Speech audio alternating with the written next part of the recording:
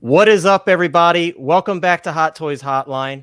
We have our normal panel tonight joining us. We have some exciting stuff to talk about. I'm sure you guys saw in both the title and the thumbnail that we will be talking about Toy Fair 2022 and what our expected and hopeful releases are for Toy Fair. So that's really exciting to me. We did get some releases after the previous stream that we were on. So we're really excited to talk about those because Hot Toys did come out with some fire recently. So we're going to get right into it with one of the more exciting figures from the recent ones that we got, in my personal opinion. And that is going to be the Thor from Thor Love and Thunder. So, guys, this one was very surprising to a lot of us, just because obviously the movie is not due until July, and we were all in Kenobi mode. We all finished up Kenobi, and we're like, cool, bring on those releases. And Hot Toys just came through and said, nope, you guys got to wait for that. We're going to give you one of the Thors. In my opinion, the reason they did this is because they have quite a few Thors planned for this film. And I want to hear everybody's thoughts on this. But my opinion is I think they had a lot of Thors planned for this film. So they wanted to get one out of the way early on, especially because this one does have a reused head sculpt. It makes a lot of sense that they would push it out as quick as they can. But before we get into price, Sean, I want to hear from you. What do you think of this Thor? And is this one that you will be picking up? Or are you waiting to see more from this film in terms of releases? I'm actually interested in this. Looking at it, it looks really good. I mean, we get two head sculpts with it. It's a deluxe. I don't know if it's a new body. The arms look bigger than what we've had before with other Thors. I want to get it. Sure. I really like it. A lot of people have made comments about that it's a little too bright. I don't think it's too bright at all. That's like my favorite thing about it personally. I said this in my video. I'm like, I love how it's going to pop on the shelf with all the other Thors. If you're a Thor collector, like this one's going to show up very well on your shelf. So I definitely disagree with that. Yeah, Stormbreaker is shorter than what it's supposed to be. I think it's fine. Yeah. It looks like it's actually taller than the one that came with Infinity War. Yeah, by a long shot for sure. Bob Dylan says he hopes that we get Jane Foster drops tonight. Bro, I hope so, man. We're all hoping for that. Padme. I know, but hey, what if they time them both together? You never know. But yeah, absolutely, Bob. We're all pulling for Jane here. I really, really want that figure, and I think it's an obvious one.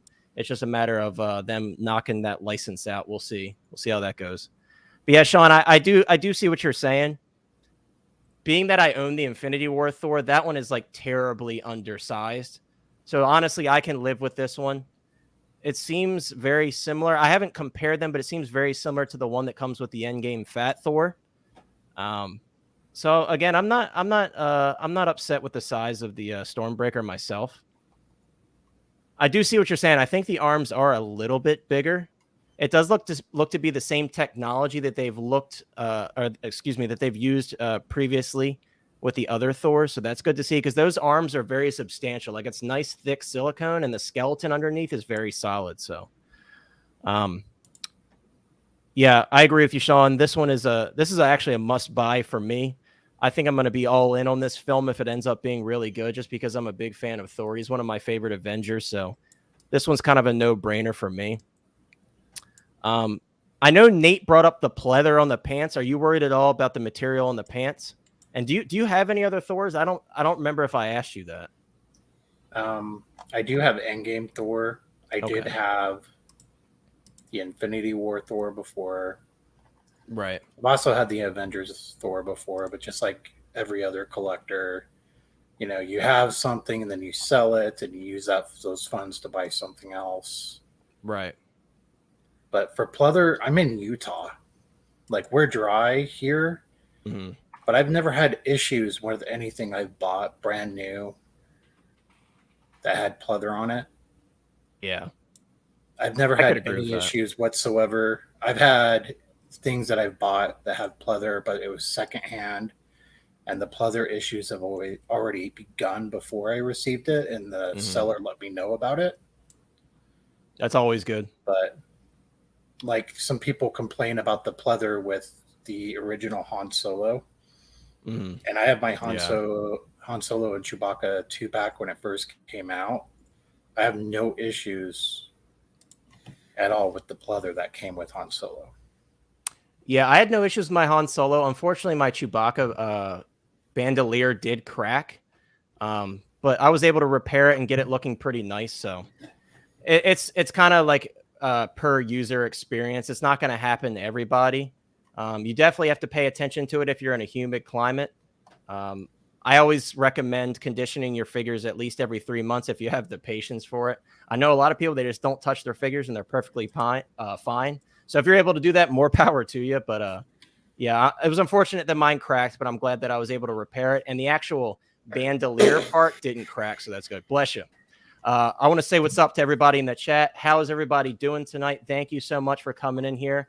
11 to start off the stream is awesome. We really appreciate you guys coming through. Harpo, always here checking us out, so really appreciate you coming through. Mojo says Endgame Thor has a larger Stormbreaker. Thank you for confirming that for me, because I know they looked similar just by memory, but I didn't actually compare them. So I guess Endgame Thor has the best Stormbreaker as of right now then. So that's good to know. But yeah, let's move on to Lane. Lane, are you there? Yes, sir. Lane, what do you think of this Thor? We didn't bring up pricing yet. Guys, we're looking at the deluxe rate now. We'll go to the standard to show you kind of the differences between the two. But Lane, what do you think, being that this is a $345 figure, do you think it's worth it? And is this something you're interested in picking up at all? Zero interest. Zero interest. I know. Okay. I know I'm not going to be picking it up at all. I'm mostly focused on Star Wars, but if it be Marvel stuff, that doesn't mean I'm not going to love the movie. I mean, I'm really looking forward to this movie because Ragnarok is one of the biggest contradictions. Like, I loved Ragnarok the first time I saw it, but I find that comedy annoys the crap out of me a lot more. See, I'm the opposite, man. I love Ragnarok, and a lot of people say but that's mostly because of the comic book fan of me, of how I mostly know the character. Yeah, there are a lot of things that bother me in the movie, like the Warriors 3 just getting murdered and then nothing, like Thor not even agonizing because his best friends are all dead. And or Suitor ending up how he was handled and other stuff. But anyway, but leaving all that stuff out, that's not Love and Thunder. I think is going to be a fun movie. I do too. The figure. Obviously I think one of the reasons they put this out is because this is, other than Ravager Thor, this has been the costume probably we've seen the most from the most recent trailers and stuff, which is this is like the King Thor or whatever costume. Yeah. Mm-hmm. I think the figure with the armor and the outfit looks awesome. Because honestly, honestly, as much funny as I think, I hated Bro Thor. I didn't want Fat Thor in my final battle against Thanos. Yeah, I can agree with that. This is the Thor I wanted in the final fight against Thanos. Can you imagine if he looked all glowy like that? Yeah, but anyway, but that's not what we got. And he was still fine in the movie. But to me, that was all about Iron Man and Captain America. They're in the final battle. Thor was just there to get his ass kicked, basically. But this armor, I think, looks awesome. The problem is, if I was getting Thor, it would just be this one. Like, I would look at this and go, this is the one I looked at even if I saw the trailer. I said, well, if I get a Thor, it's going to be that one. But that is the armor I automatically like the best. Because it looks like... I agree. It looks like without glow effect, it's about ready to glow in the dark because it's so shiny.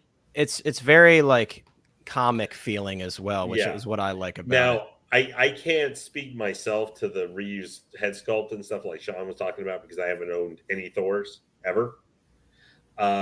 Since we'll pull up, I'll compare it. I actually forgot to pull it up. Thank you for reminding me. But I will say is that 345 is excuse me, is a lot for me for something that doesn't have any die cast or other stuff. I know the price point is getting to a certain effect, and this could also be Chris Hemsworth might be really expensive now at this point.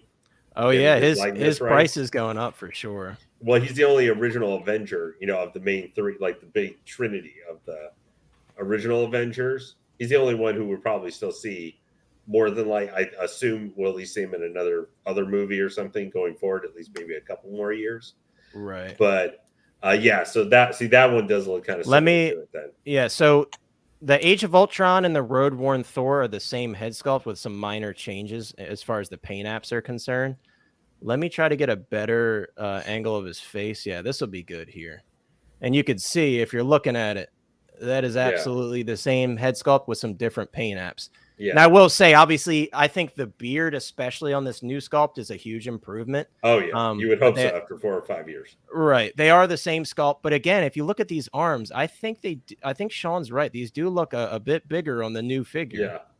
Well, it could be the angle, but it does look a bit bigger on the new figure for sure. But I'll say the big thing, though, the big enchilada for this figure, though, is the helmeted Thor thing. Oh, yeah. I agree. I mean, I'm going to be displaying mine with the armored look. Yeah.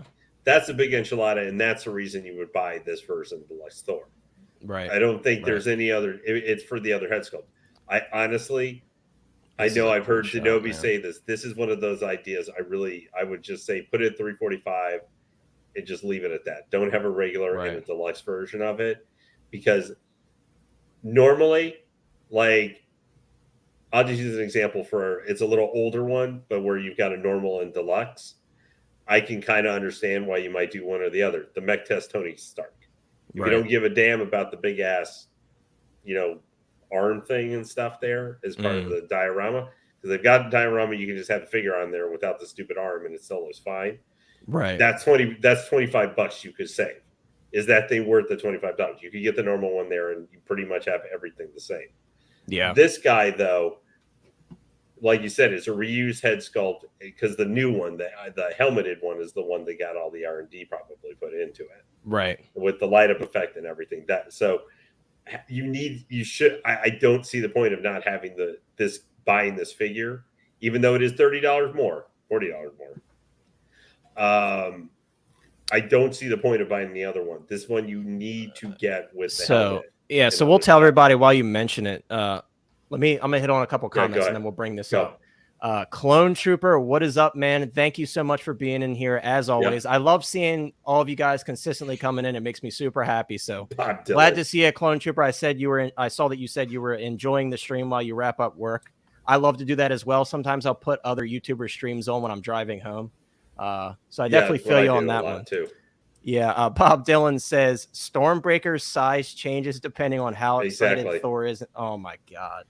Bob. So he was excited when he saw. Should be seeing Mighty Thor's guns. He should be like 3 times as big and ready then. Bob, stop it. Stormbreaker is going to be the size like twice the size of Thor, like freaking Dragon Slayer from Berserk size. By the time he's done, after seeing her with those guns. Oh, Pokey says artillery. I know Pokey's obsessed with the artillery trooper.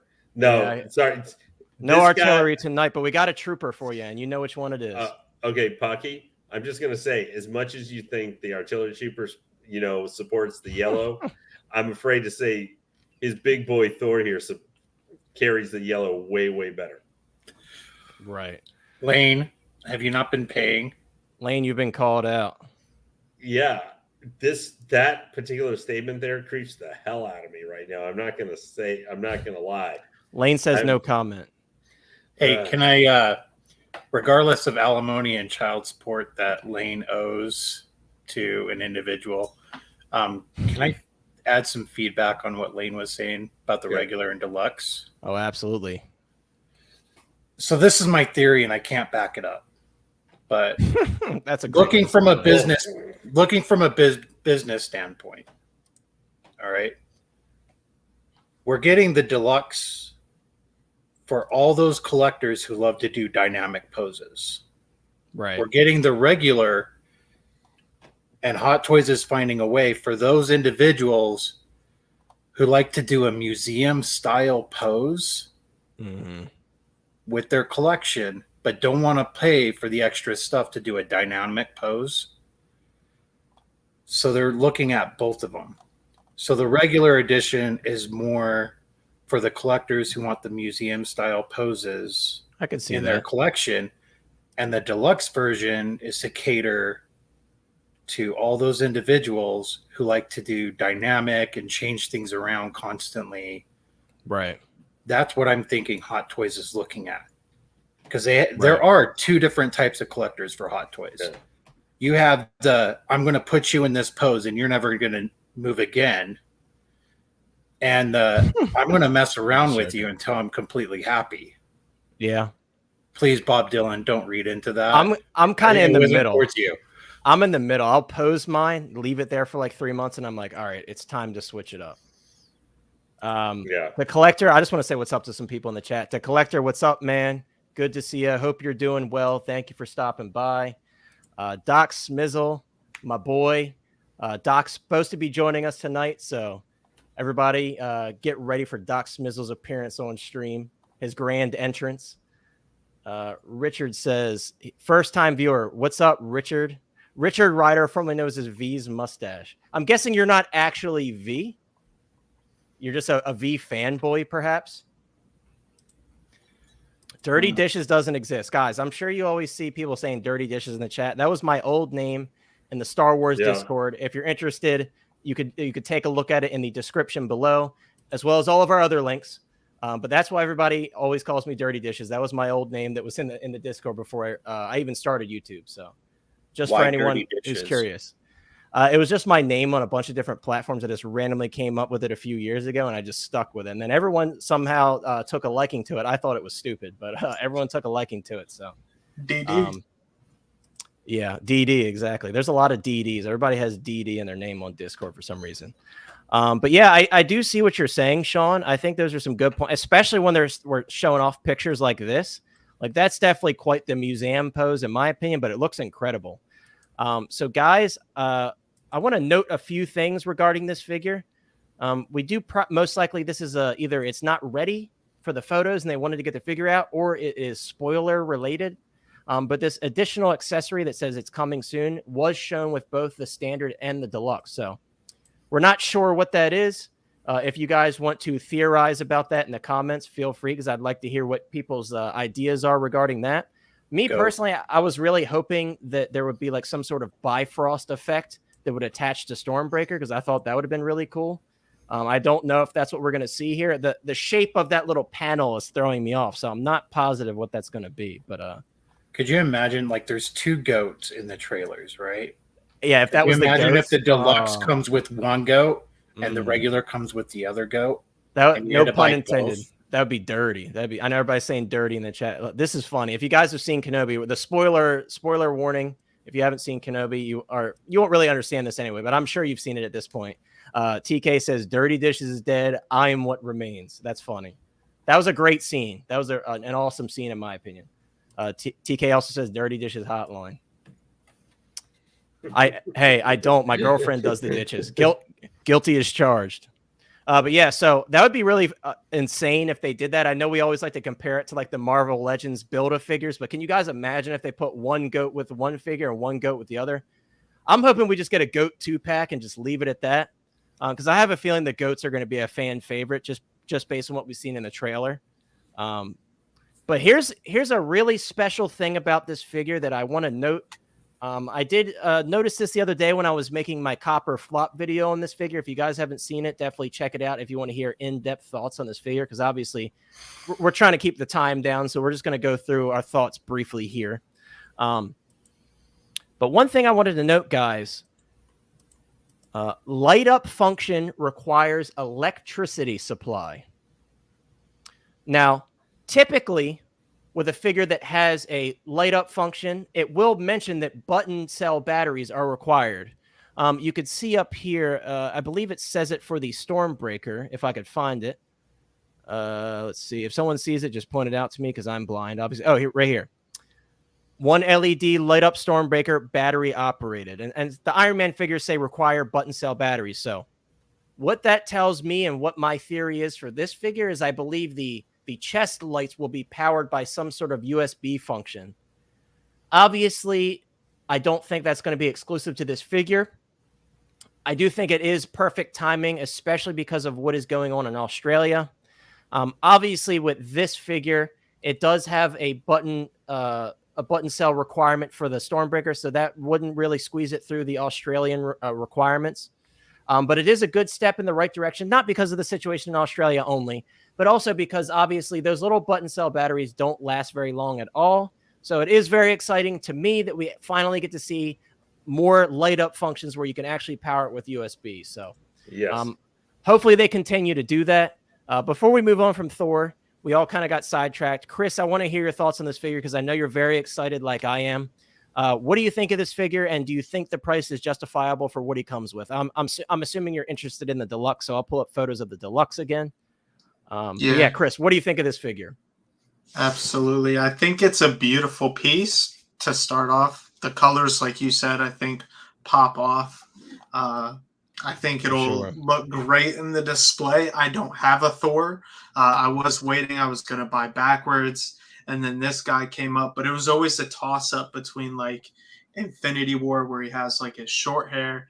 And then the first Avengers, the long hair. I've kind of always wanted a Thor with the long hair, so I'm glad I have that.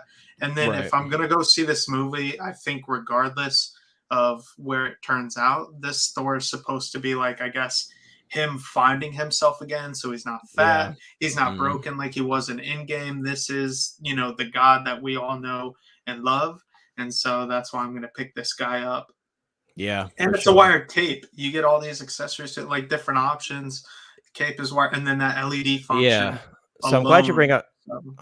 Yeah, I'm glad you bring up the cape because we didn't touch on that yet. I think that wiring looks pretty sturdy to me if you can hold a pose like that. And let me see if we can find a photo of him up on the flight stand. Yeah, so I mean, that's incredible in my opinion. That's some substantial wiring, I would say. Obviously, we won't know until we play with it. Sometimes the prototypes are a bit more glorious than the final product. But yeah, great point on the wiring. We didn't mention that, but it looks really, really substantial in my opinion.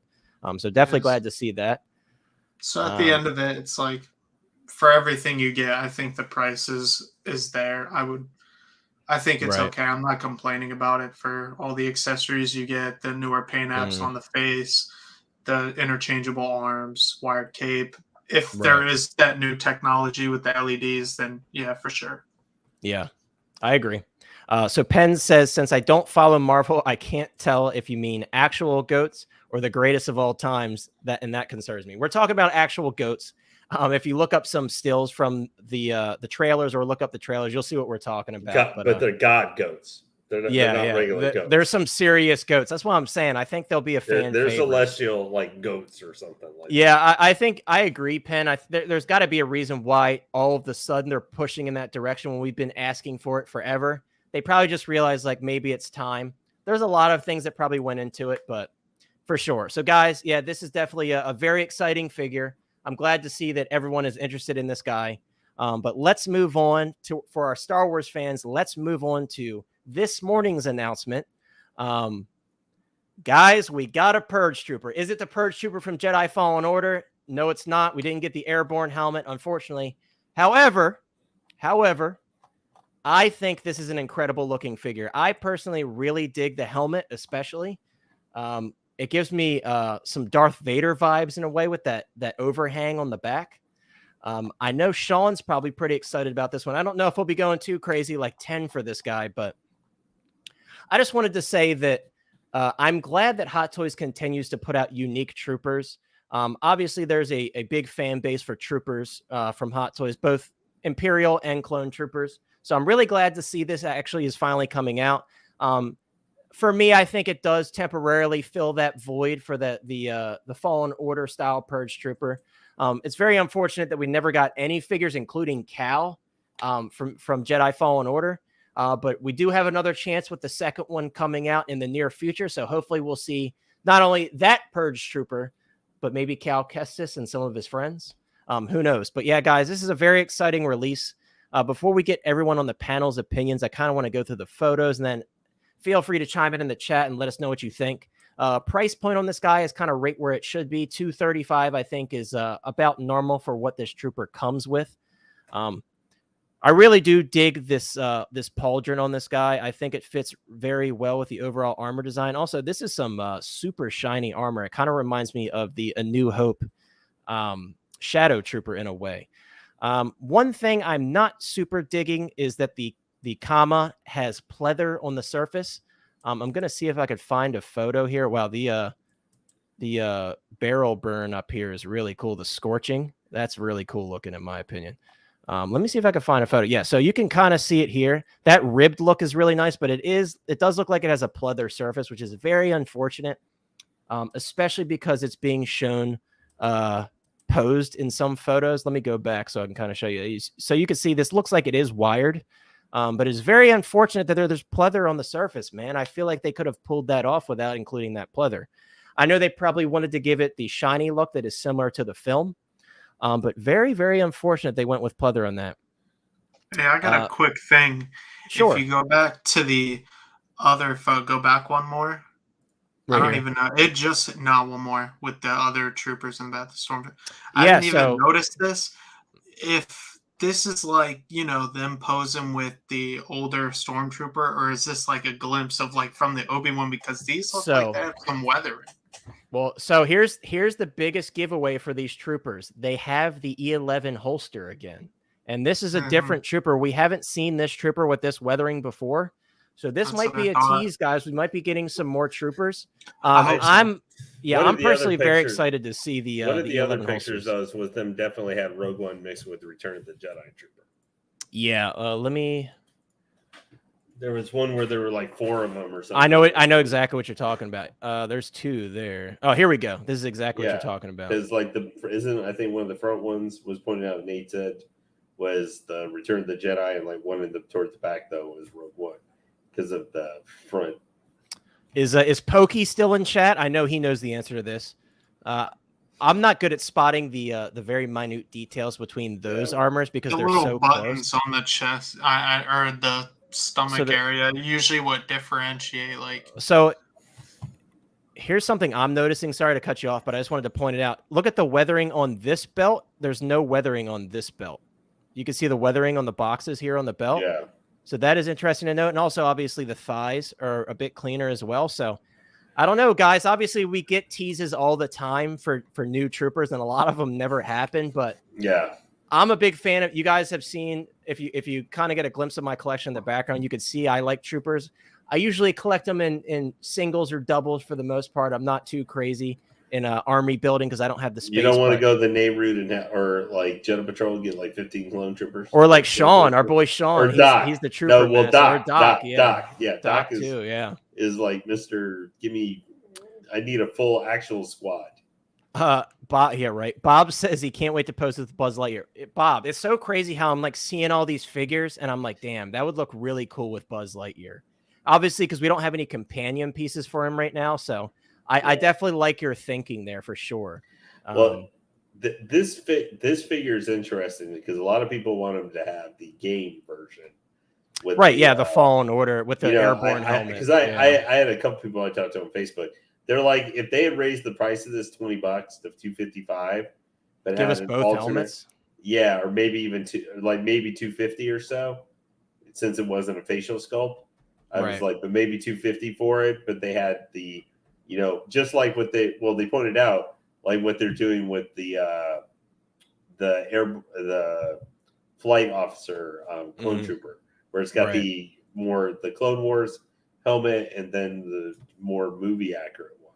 Right. But this guy is interesting to me because we talked about it a little bit this morning. I was only on for about 10 minutes or so this morning, Nate's stream, because I wanted to talk about I'm getting this guy. Like this is no doubt I'm going to order one of this guy. This may be a twofer for me. I'm not going to lie to you. I'm really digging this trooper. Like I said, the Darth Vader vibes are real with this guy. Yeah, but this guy's helmet, because that's what a lot of people are complaining about. But this is actually an interesting helmet to me because the front side of it is a little weird where it looks like literally someone took a lightsaber and chopped off part of the front of like the nose area of the helmet. Right. But minus that aesthetic there, I like it how it's a kind of a combination of the regular like the front half of the Stormtrooper helmet, but the back plate area and stuff of it, it's much more relevant of like the Death Star gunner guys and stuff. Yeah, like that. That's a good point. That's a good point. Like they took part of the backside of their helmet and like attached it to the front of a Stormtrooper helmet, and The big thing though for this is the red on the the quote eyes, basically of the helmet, the actual visor. As it was pointed out, would it have been much better for the Dark Trooper if they had eyes? The red eyes were done up in that coloring there. Yeah, it would have looked really cool for sure. That way you wouldn't need, I know they probably wanted to have the light up feature to die in 5 seconds. Right. But I would have rather had that type of coloring not have lighting and then just have the eyes always looking like that. And that coloration was great. Yeah, so I'm going to touch on a few comments, but kind of spinning off of what you were talking about. Penn, I did just check the description of the on Sideshow. I don't see any mention of any LEDs in the helmet, so that's unfortunate. However, I will say that I agree with Lane. I think the look of these eyes is really cool. It gives me hope kind of for the red lenses on the new Vader whenever those release. I say those because I think we're going to get multiple. But yeah, going off of your point when we were talking about Fallen Order, you said tiny violin for the airborne helmet. Absolutely. Again, hopefully from the next Fallen Order game, we'll get some figures from that game. I would love to see it. This guy would go really good, I think. I don't know if you think that looks as closely, and you, Sean, or anybody. Do you guys think that kind of the shininess to this, the black on this armor, is similar to the chrome Death Trooper? I think so. Because I think that would be a good companion piece to go with this guy if you only want to get one. I saw a lot of people on Facebook saying that was like their. I know even I think Loco Lou, he said that he was going to end up doing that. So I don't think it's a bad idea because obviously that's a figure it can kind of fit in a lot of different displays because you can kind of make it your own type of trooper. So yeah, I definitely agree. And you could, I think it allows for some mixing and matching where you have like two like similar coloration to that. You could put them with different, like as background guys for different Imperials, or either one could work if we get some Inquisitors down the road, or Vader. Right. Because in the comics, Vader has been with Death Troopers and the Purge Troopers, in that era where the Inquisitors were still around, before A New Hope. Having one of those guys like accompanying Vader would kind of make sense. Very true. Very true. And this guy, if they ever, I know not everybody's a fan of Reva, but whenever we get the Reva hot toy, because it's absolutely going to happen because they're merchandising the crap out of Reva, I think this will be a good option to put with Reva as well. I am because I'm going all in on Kenobi. Are you supporting that Reva lightsaber? No, I'm absolutely not buying that. You're going too far with that. I just had to ask real quickly since the hiss tank. We're not. Guys, Hot Toys Hotline, chat, everybody, we're not buying the Black Series Reva lightsaber. Don't buy it. I'm telling y'all right now, we're not buying it. If it was cheaper, I would. And it doesn't even spin, bro. Like, come on. But we're not getting into that. That's a sore subject. But Clone Trooper says this helmet is a good mix of the Death Trooper and the Dark Trooper helmets. It fits better with other imps. Definitely agree. I think that's a good point. I think that's a very fair comparison just based on how it looks. Great idea there for sure. Furbo, what's up, my boy? He says, I'm probably in the minority, but I think this trooper is ugly. I definitely don't think it's for everybody. And also a lot of Fallen Order fans have like a sour spot in their heart for this figure because they didn't get the airborne helmet Purge Trooper from Fallen Order. So I could see that. Kumar, my man, how's it going? So glad to see you in here as always. I hope you're doing well. Thank you so much for coming through. Kumar was telling Chris that he's great because he managed to catch it. That's very sweet of you. Thank you so much for being here, Kumar. Kumar also says he wished these guys were Death Trooper size like in the games. So imposing. They were just the same size like the other troopers. Yeah, I agree. Like, if you guys own a Death Trooper figure, you know how tall those guys are. Like, they're big. Like, they have some serious shelf presence. So I definitely agree there. I don't think it's really taking much away from it for me. Because again, this figure just looks so nice. I'm very happy to see that we're continuing with this cloth undersuit, just for posability's sake. I think the rubber is a no-go for me. Get that out of there. I don't want rubber ever again. Obviously, for Death Troopers and such, they're going to do like the best they can to improve that like cloth rubber hybrid suit for those because they kind of have to. But yeah, this looks great, and I really, really love the back piece here. This little like it almost looks like a communicator. It's a very unique cool thing. Yeah, it's like an air supply or something like that. Oh yeah, or like an air supply. Yeah, that makes sense too. Which, like because I to mean, the helmet, which makes sense for the Purge Trooper, since all they seem to actually be good at in the show is staring down the sights of their guns and drowning. Yeah, basically. That's about all they were good at. They didn't do much, guys. Look, man, Hot Toys they did is less really than the Incinerator Trooper. Right. They really did. I would love to see something like this from Hot Toys again, like a Death Star wall light up base in red. Man, that would look amazing. Like, too bad they didn't give us a deluxe for this trooper and included that. I would have bought that all day. I'm hoping we see these guys again, maybe do something in Andor. It's possible. It's possible. It's funny though when you look in this picture, because the lighting, the comma pleather doesn't look too bad, but again, it's very unfortunate they went with pleather on that one. You could see this guy doesn't come with a lot. I hope this this grenade piece on the back is magnetic still, because they did continue to do that with recent releases. So I hope they stay with that. You don't get much. It's a $235 trooper, so it's about what you expect. You get some hands, a blaster, and a stand. Yeah, I said last night, I said 220 to 230. Someone brought up 235, and I'm like, I could see 235 because of the pauldron. So I'm glad to see it was in the range of what we were all expecting. So hey, for you guys though, one thing I was going to ask, because we got Andor coming, and so this is a question to everybody to answer, and then this might be a good kind of bring it to a close for the trooper. Right? Is you might have to so this guy is June to December for 2023. As a trooper collector, you might have to make some tough choices here, especially with space or money, because with Andor, don't forget, we're probably going to be getting like a re-release of like the Death Trooper Specialist and some stuff like that. And those boys are going to be a little bit more expensive. That's tough to say. That might. I'm sure they're going to do it. I have zero doubt. You know how many times people said that though? That Death Troopers popped up so many times. I hope so. Trust me, I hope so. Well, no, they actually in the trailer showed the Death Trooper Specialists. I know, but hey, the last time they showed it, no, I have zero doubt we're getting the Specialists, but not obviously same stuff.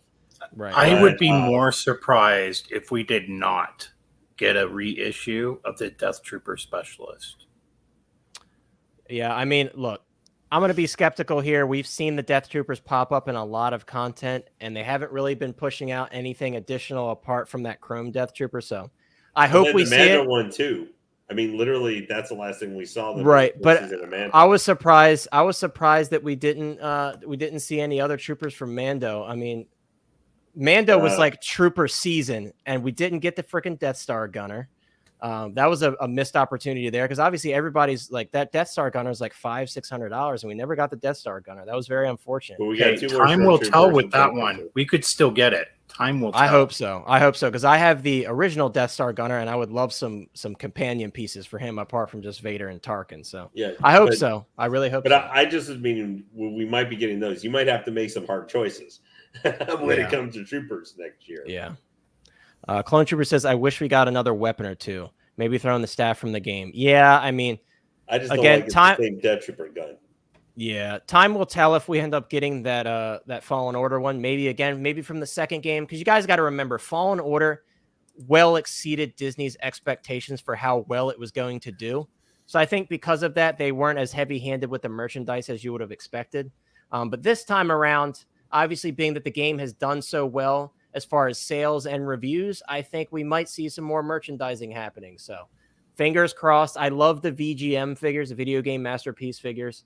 The Battlefront 2, obviously, they put out some great figures for that game. So really, really hope we get that Cal and some troopers and such. That'd be amazing. But let's move on to the next figure. Yeah, I guess he didn't, Penn. I guess Howard's not a fan of video games in general, because you're living under a rock if you haven't played Fallen Order at this point. I'm just going to say it. That's a wonderful game, and I think you guys should play it if you haven't. But let's move on. We did finally just get the official release for this figure. This is what I've been waiting for. Interesting price point, Howard. Are you telling us something? $420? Really, Howard? But yeah, guys, so this finally did get officially released in Hong Kong. Hopefully he'll start shipping soon in the US. I have not seen anybody say that they got a shipping notice from Sideshow. So hopefully right around the corner. Sideshow has been really quick with these releases, kind of getting close as they can to the Hong Kong release. So hopefully soon.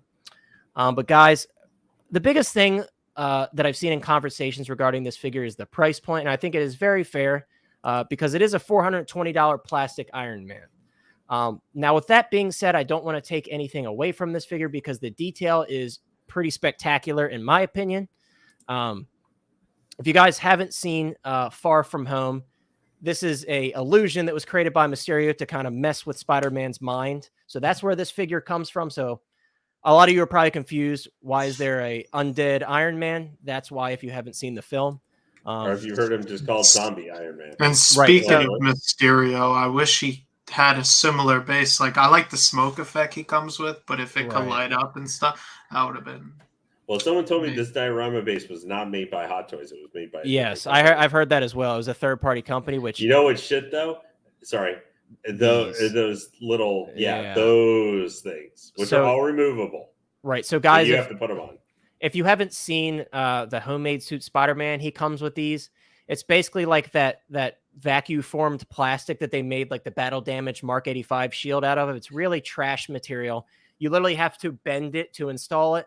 Once you bend it, obviously, it's going to make it difficult to not break when you put it back in the package if you were to sell it. So me personally, when I buy this figure, I'm not going to attach those because I really don't think they add that much to the look for me personally. But apart from that, guys, this figure looks incredible. I think this is one of the better bases that we've seen from the Marvel line. Obviously, that's hard to say because there have been so many nice bases, but this is an incredible base in my opinion. I wasn't too sure that I was going to grab this one. I was waiting to see the final product photos, and I think I'm very pleased with what I've seen. It's very close to the prototype in my opinion. It's not very posable, obviously, just due to the nature of the figure. You can see he has like these effects and such on his legs, and that all hinders articulation, obviously. Yeah. But you don't really have to do much with him because he is kind of like a zombified Iron Man, so he's just going to look like a zombie, you know. So that's a good thing that the figure has going for it, in my opinion. Very creepy. I kind of want to pull up a close-up photo of his face. Looks great here. You can see you can get some posing out of it. Obviously, they photoshopped the more holder. The upper body has definitely got more ability than the legs, because the left leg there, because of the part of the upper torso leg that is, or hip, that is kind of torn out and everything. It super limits the even though you can pull it out and still adjust it and stuff. But this guy is not as, like, I was almost like, is this guy going to be a power pose thing? He does have some. He actually has some pretty cool. Right, he has some posability for sure. And the fact is, someone Furbo pointed out, actually, for this guy, you can remove the other torso of the figure, so you could actually like attach it to the base. That's like it. Yeah, I completely forgot about that. Yeah, absolutely. You know, or really cool. Like maybe it's coming up over the back or something like that, like shambling from the back. Like, this is like, what I like about this figure is the base and the figure work together so well. Yeah. But without all the stupid Mysterio plastic crap attached to it, it just can be an undead Iron Man. And that's probably only 90% of people. Yeah. The light up function, it's beautiful. Absolutely beautiful. It's still too much at $420. If that, I agree. Die cast. But I want to say what's up to Fabulous Disaster real quick. Appreciate you coming through. I believe you joined us first last stream, so it's nice to see you back. I hope you're having a great night. What's up? We're all doing well in here. We're having fun talking about Hot Toys, so it can't get much better than that, in my opinion. Kumar says Hot Toys will go for any troopers, easy to manufacture. People buy more than one, less risky, doesn't involve a face sculpt. True, unless you're talking about clones. Some clones have a face sculpt, but yeah. Absolutely. It's very easy for them to reuse molds. Even when they do unique troopers, they're still reusing some parts and modifying them in some ways. So absolutely, we're all game for any more troopers. I know Sean especially. Sean's really excited for any new trooper. Why does everyone keep bringing me up about troopers? Because, Sean, you're the trooper man. Just accept it, Sean. Dude, just turn around. Yeah, right. Just look behind. Sean's like, why am I the trooper guy? You and Doc. If Doc was here, I would give him the same treatment. But yeah, how many troopers does Doc have? I think you're beating him. But it's a close race for sure. I'm trying to find a photo of him in the base. Oh, here's some close-ups of that skull, man. Yeah, the detail of the final product and stuff especially is like, it's very close. It's very close to the prototype photos. I'm a little disappointed he didn't come with maybe an extra set of hands because he's only got 2 others that are like for the repulsor blast ones. Right. But I mean, with the functionality where having the functional fingers probably is what you just really need for being able to do them in different shambly poses. The amount of battle damage on this guy is like incredible. We talked some of the most they've ever done. It's got to be, right? Well, when they were I know this morning I was at was it this morning? No, the other day I asked when they were showing the unboxing, like the first reveal on Sideshow. Mm-hmm. I asked them to like stop to show the back and stuff, like on the finished one, just where it didn't have as much, the battle damage and stuff. But I was like, just look at all the detail there with the battle. Let's do this here. Well, keep talking. I'm gonna pull it up so we can see what you're talking about. I was doing just for how much people complained about like the back of the battle damage 85 had almost 0. Right. And that one, it's still not as much as like on the front or anything like that for this figure. Mm-hmm. But that they actually did some pretty good damage to the back side. Where, I mean, I can get why they skimp on that a little bit, because how many times are we going to be looking at that when they were doing like where they had it on the light box and kind of turning around and stuff. Let me see that thing's got a big box too. And it's beautiful. It looks just like the Mysterio and the homemade suit box, which is one of the better boxes. Yeah, let's see if they maybe look at that, guys. That looks amazing. That looks so good. Definitely a big fan of that for sure. Looks like that's how you put in the batteries. That's kind of typical. Oh, here we go. He's rotating it towards the back. Yeah, so I mean, even on the back, you got some really nice attention to detail as far as the battle not damage. As much, but not as much, of course. Yeah, we always complain about the Iron Man's not having that, but they really took. It even looks like he was grinded like on concrete. Like you get that dust, like that powder look. It looks dope. Look at the side view there. Just, I mean, with this the hold on, stop or back up just a little bit there for a second, for where we can see the skull. Like, stop here, right here for a second. Right there. Okay, hold on. You're talking about the side view. There's no. I wanted the front view. I wanted to point out something for a second there. All right, Lane, hold on. No, well, I'm just, just to see the detail in this thing. There we go. Okay, stop right there. Just look at even there. Not even, I think it was noticeable on the prototype, like some missing teeth and stuff, even on the bottom part of the skull there and everything. In this area. I mean. This is if you're just a traditional Iron Man figure, this is definitely not one necessarily you should spend $420. But if you want to make an argument, and I'd like to get your guys' response to this too. I'm sorry, I know I'm sounding really excited for this figure. I can't help it. Like, I've had it. It's a beautiful figure for sure. Is it absolutely necessary? Absolutely not. But I don't know how you. This to me. This figure, not necessarily for the actual content of what's being shown here, rotting undead corpse Tony Stark Iron Man, but this to me is where you can make an argument about. I mean, we always make the argument for statues that they're art. Right. This is a figure right here, just with the detail. And look at all the different things that maybe not all Hot Toys, but there are certain Hot Toys can be considered, even though they're considered a quote figure. Like, this is a work of art, the detail and mastery put into this, for what ended up not probably being a very high selling figure when we're going to talk about it at the end of the day. But they put going to get it and sell it. Yeah, a lot of it. A lot of it, I think, with this guy is the price point, because again, it's not die cast, and a lot of people are like, well, if I'm going to spend $420 or if I'm going to be in that price range, there's so many options for not only die cast Iron Man, but we got that War Machine from Iron Man 2 coming out soon, so. I definitely can see why a lot would pass on. Yeah, right, exactly. So I could see why a lot of people would pass on this. Me personally, I'm going to get this guy on the secondary market. There's already some Hong Kong resellers selling him for like $330. So that's the route I'm going to go.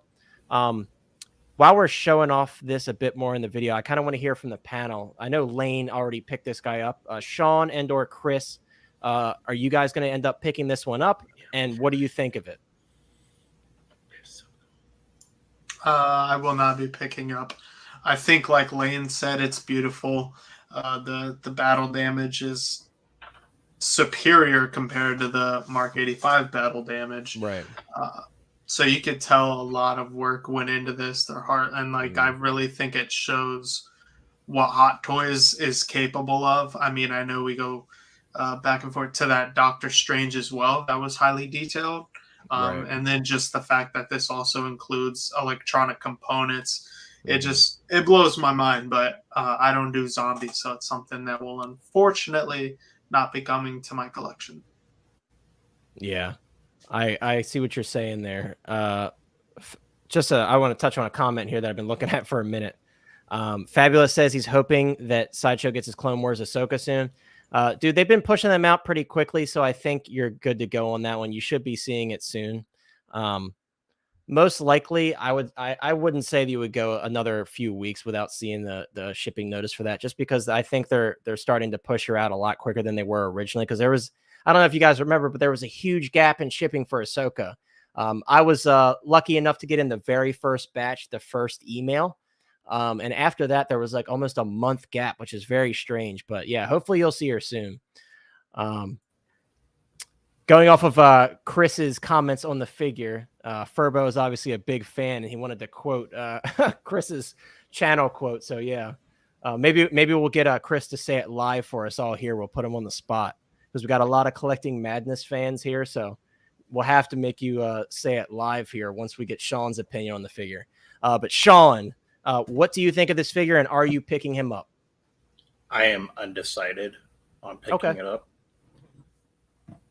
My Marvel side of collecting is really limited, just to specifically Tony Stark and die-cast Iron Man. Buying the Thor from Love and Thunder is outside of what I already plan on collecting.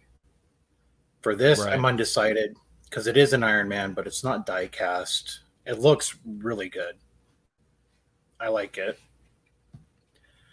But I also have 65 pre-orders that I have to worry about.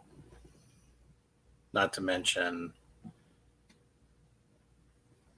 I have to maintain my presence as collecting mass amount of clone troopers.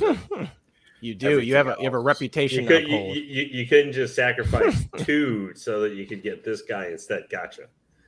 No, he has a reputation to uphold, and he must uphold it. I mean, they haven't even given us the ATRT yet. I don't know what's coming out for Summer Showcase. There's so much. Sean needs at least 2 ATRTs, at least 2. He's got the space for it. He's got to get at least 2. I'm going to get 2. Well, there you go. So that is why Sean is passing on this. That's a lot of money. There's your answer. That's why Sean's undecided. I think he's going to end up passing. But got it.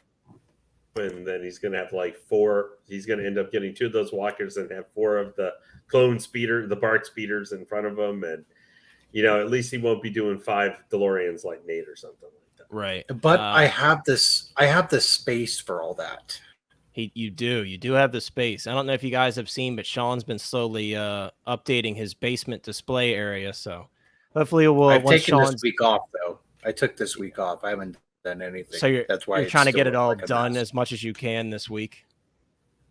I took a week off. I haven't done anything down here. Come on, Sean. We're waiting for the collection tour. I think he's shown. Well, part of my problem is I'm waiting for some more light, like this half size, more lighting glass doors to come through from IKEA, and they're not coming through for me. We're going to talk about IKEA too. Collection tour live. And that's that's kind of putting a damper in what I'm trying to do because I need those in front of one of my windows. Yeah, I feel you on that. That's going to change a lot of what I want to do, especially with the type of lights I'm running through. And it's cramping my style a little bit. I can stick with the Besta that I have there right now. But I don't want to. Right. Because it comes too far down. I want to be able to have that room where I can have something tall and massive right there in front of the window. And it's still protected and underneath glass. I would be the same way. I get what you're saying. Definitely get what you're saying. Hopefully you're able to get them soon. The IKEA game is not fun. I waited a while to get my DTOS back when I first set up the collection room in the new house, so I feel your pain. No, and fine. Yeah, well, they'll be collecting. I'm just such a good friend. They're $100 retail now, and I'm selling them to him for $60. It's almost like that was the original deal. He has to buy them with the lights now for an additional $5 because I'm such a nice guy. Yeah. So Penn says shiny Attack of the Clones are going to threaten my bank account next year. Sean, how many of those shinies are you picking up? That seems like one that a lot of people are going to Hottoys is not okay. So it's not officially a shiny. It's not officially a shiny. Okay, it's not. So Hot Toys is not made a shiny. Right. All right. Shiny to me is like chrome white. Shiny. I knew you were gonna say it. So I'm sorry, I have to represent. I already got one. You have to. You said what? But the plain. Oh yeah, the one that Kevin made. Yeah, the plain Attack of the Clones Trooper. I only have 6 ordered right now. Only 6. Only 6 right now. And that just maybe because I'm holding. Because once they come out, Sideshow's going to order a ton. And Coupon City, that's what's going to happen. Yeah, and I only have 6 ordered from my local comic shop. I don't have 6 ordered through Sideshow yet. Oh, so I don't have any ordered. Your limit's not taken from Sideshow. Hey, he said yeah. Yeah. I haven't said. I'm waiting to see what comes out. I'm hoping for like a Commander Wolf eventually. I don't think it'll be an exclusive because Commander Wolf is too high demand. Yeah, he's going to sell very well. There's so many people begging for that. He's one of those big clones that a lot of people want. So there's a lot of things to look at. So I'm being cautious right now. Furbo asked why so many pre-orders because there's a lot out there. Yeah, that's true. They've given us a lot. There's a lot of things, and actually, I can scale that down by 5 because I picked up my second Django and 4 transport troopers today. So I have 60 pre-orders now. Yeah, I'm sitting at a humble like 28. So Sean makes me feel good about myself. I want to touch on Mojo's comment. He said, if you get a good look at the right leg, there's almost nothing left. Bones and electrical wire. So I wanted to pull that up here because they got a good shot of it in this video from Sideshow. But yeah, this is very impressive in my opinion. And I think it's also impressive from an engineering standpoint because the fact that it's so thin here and he seems to stand pretty well on his own is really good to see. Furbo said it. Yeah. So I was going through all the different camera layouts and unfortunately, I mean, I've seen it on other streams as well. It's just the last person always gets cut off by the comments being shown. So that's unfortunate, but we're going to move on from since he's no video. Hey, you can rotate Lane and Chris. You can rotate them because Lane's not even showing. Let me see. He said he'd be right back, by the way. There's nothing that gives me the option to like swap them though that I'm seeing like right off the bat. Let me see. Yeah, I would have to like remove Lane. I don't want him to come back and be so confused. That's cool. Yeah. I mean, like I said earlier, this guy is posable enough to where you can really get some awesome like zombie looks from him, which is all you really need. He's not like a normal die-cast Iron Man where you got to go crazy. But yeah, that's really cool. But yeah, guys, once again, the price point on this one is $420. There are going to be other places that have them a bit cheaper as well. Or if you have rewards points, definitely save them up because $420 is very pricey for a figure like this. But again, me personally, I'm going to look for them on the secondary market.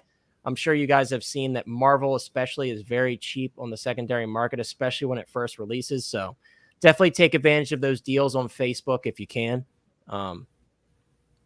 Now it's time to move on to probably the most controversial figure that we're going to talk about tonight for many reasons.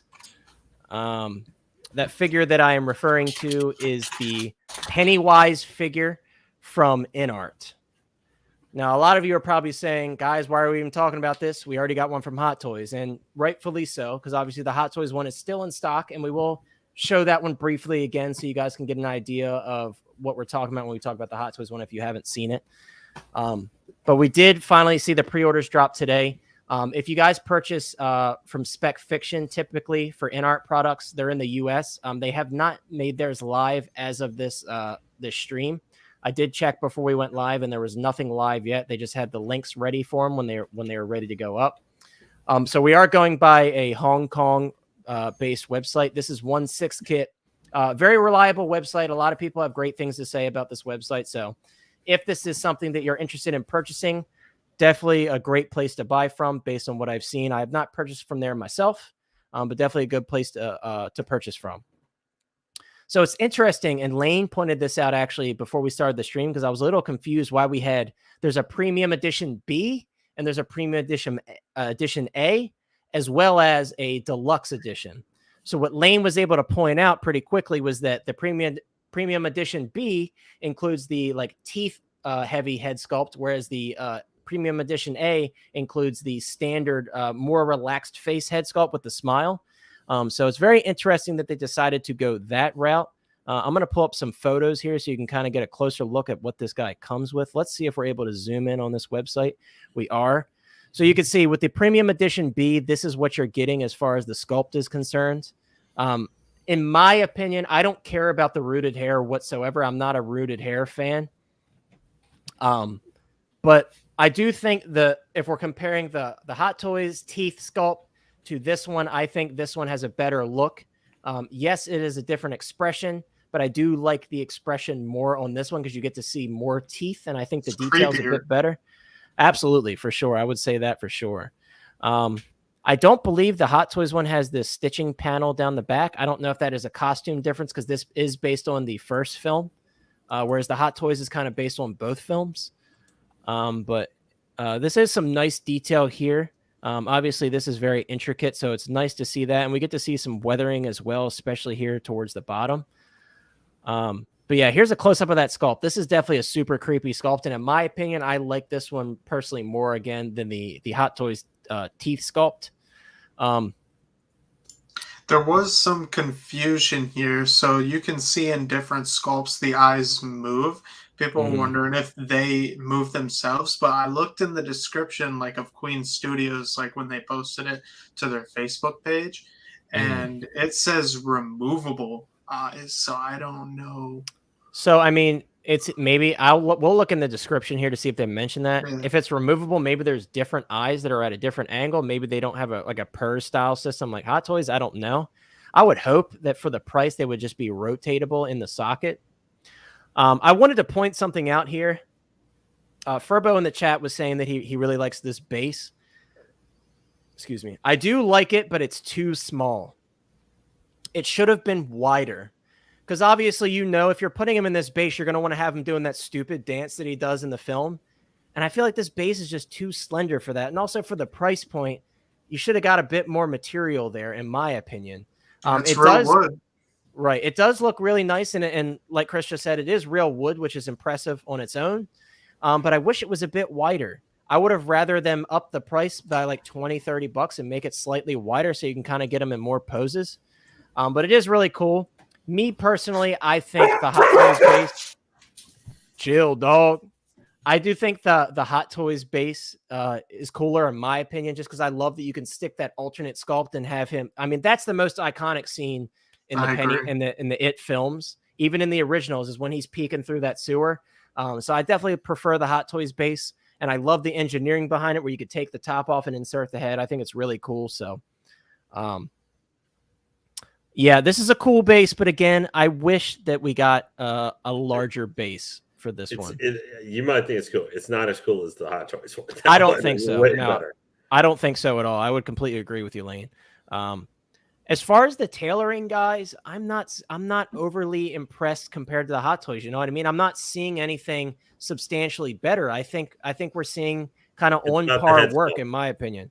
It's about the head sculpt. So there was another pic on Facebook comparing the two. It wasn't this picture of Pennywise. Right. It was a different one of Inner, I think, with the other rooted hair head sculpt and them side by side. And I noticed a tailoring difference. I think it's a little bit better tailored on this one than the Hot Toys. I saw that photo and I didn't see it personally. I would say the body has a better shape to it. I would agree with that. I think the shape is overall better on this one. But as I far as think the the tailoring is shoulders concerned, didn't look as bad. The Hot Toys one looked kind of weird towards the shoulders, and then also. here. So the thing also to consider with these in-art figures is this is a prototype, because the shoulders looked a bit different on the Hot Toys prototype, and they changed in the final production. So that's another thing with in-art, guys. You always have to have that in the back of your mind, that these are prototypes, and we have not received any final products from in-art. Obviously, Joker was their first release, and that's not due until, I think, at earliest December. So take that with a grain of salt. I think the legs looked a bit skinnier on the Hot Toys one too. Yeah, I don't mind that personally. I think as far as the tailoring on this one, this is probably the most impressive piece here. I'm not positive, but that may be a difference in the Chapter 1 look versus, because I don't remember seeing that on the Hot Toys one. But yeah, so that's the Premium Edition B. Again, guys, you don't get both head sculpts. Both head sculpts are rooted, but with just the Premium Edition B, you only get that teeth-heavy sculpt. I don't know if you saw it, but he does come with the clawed hands. You can see here in the description, they mentioned that he comes with the clawed hands, a pointing hand. He does have the balloon and the paper boat. The map is cool. Go ahead. I was going to say, did you notice on that balloon, at least from the photos I saw, it looked like that string actually had, like, I guess, string fabric, or would look like it's actually. That's how the Hot Toys one is. The Hot Toys one is like that too. Yeah. I thought it was just a plastic sculpted piece. It's actual material, the string. No, it's plastic. I don't think sculpted.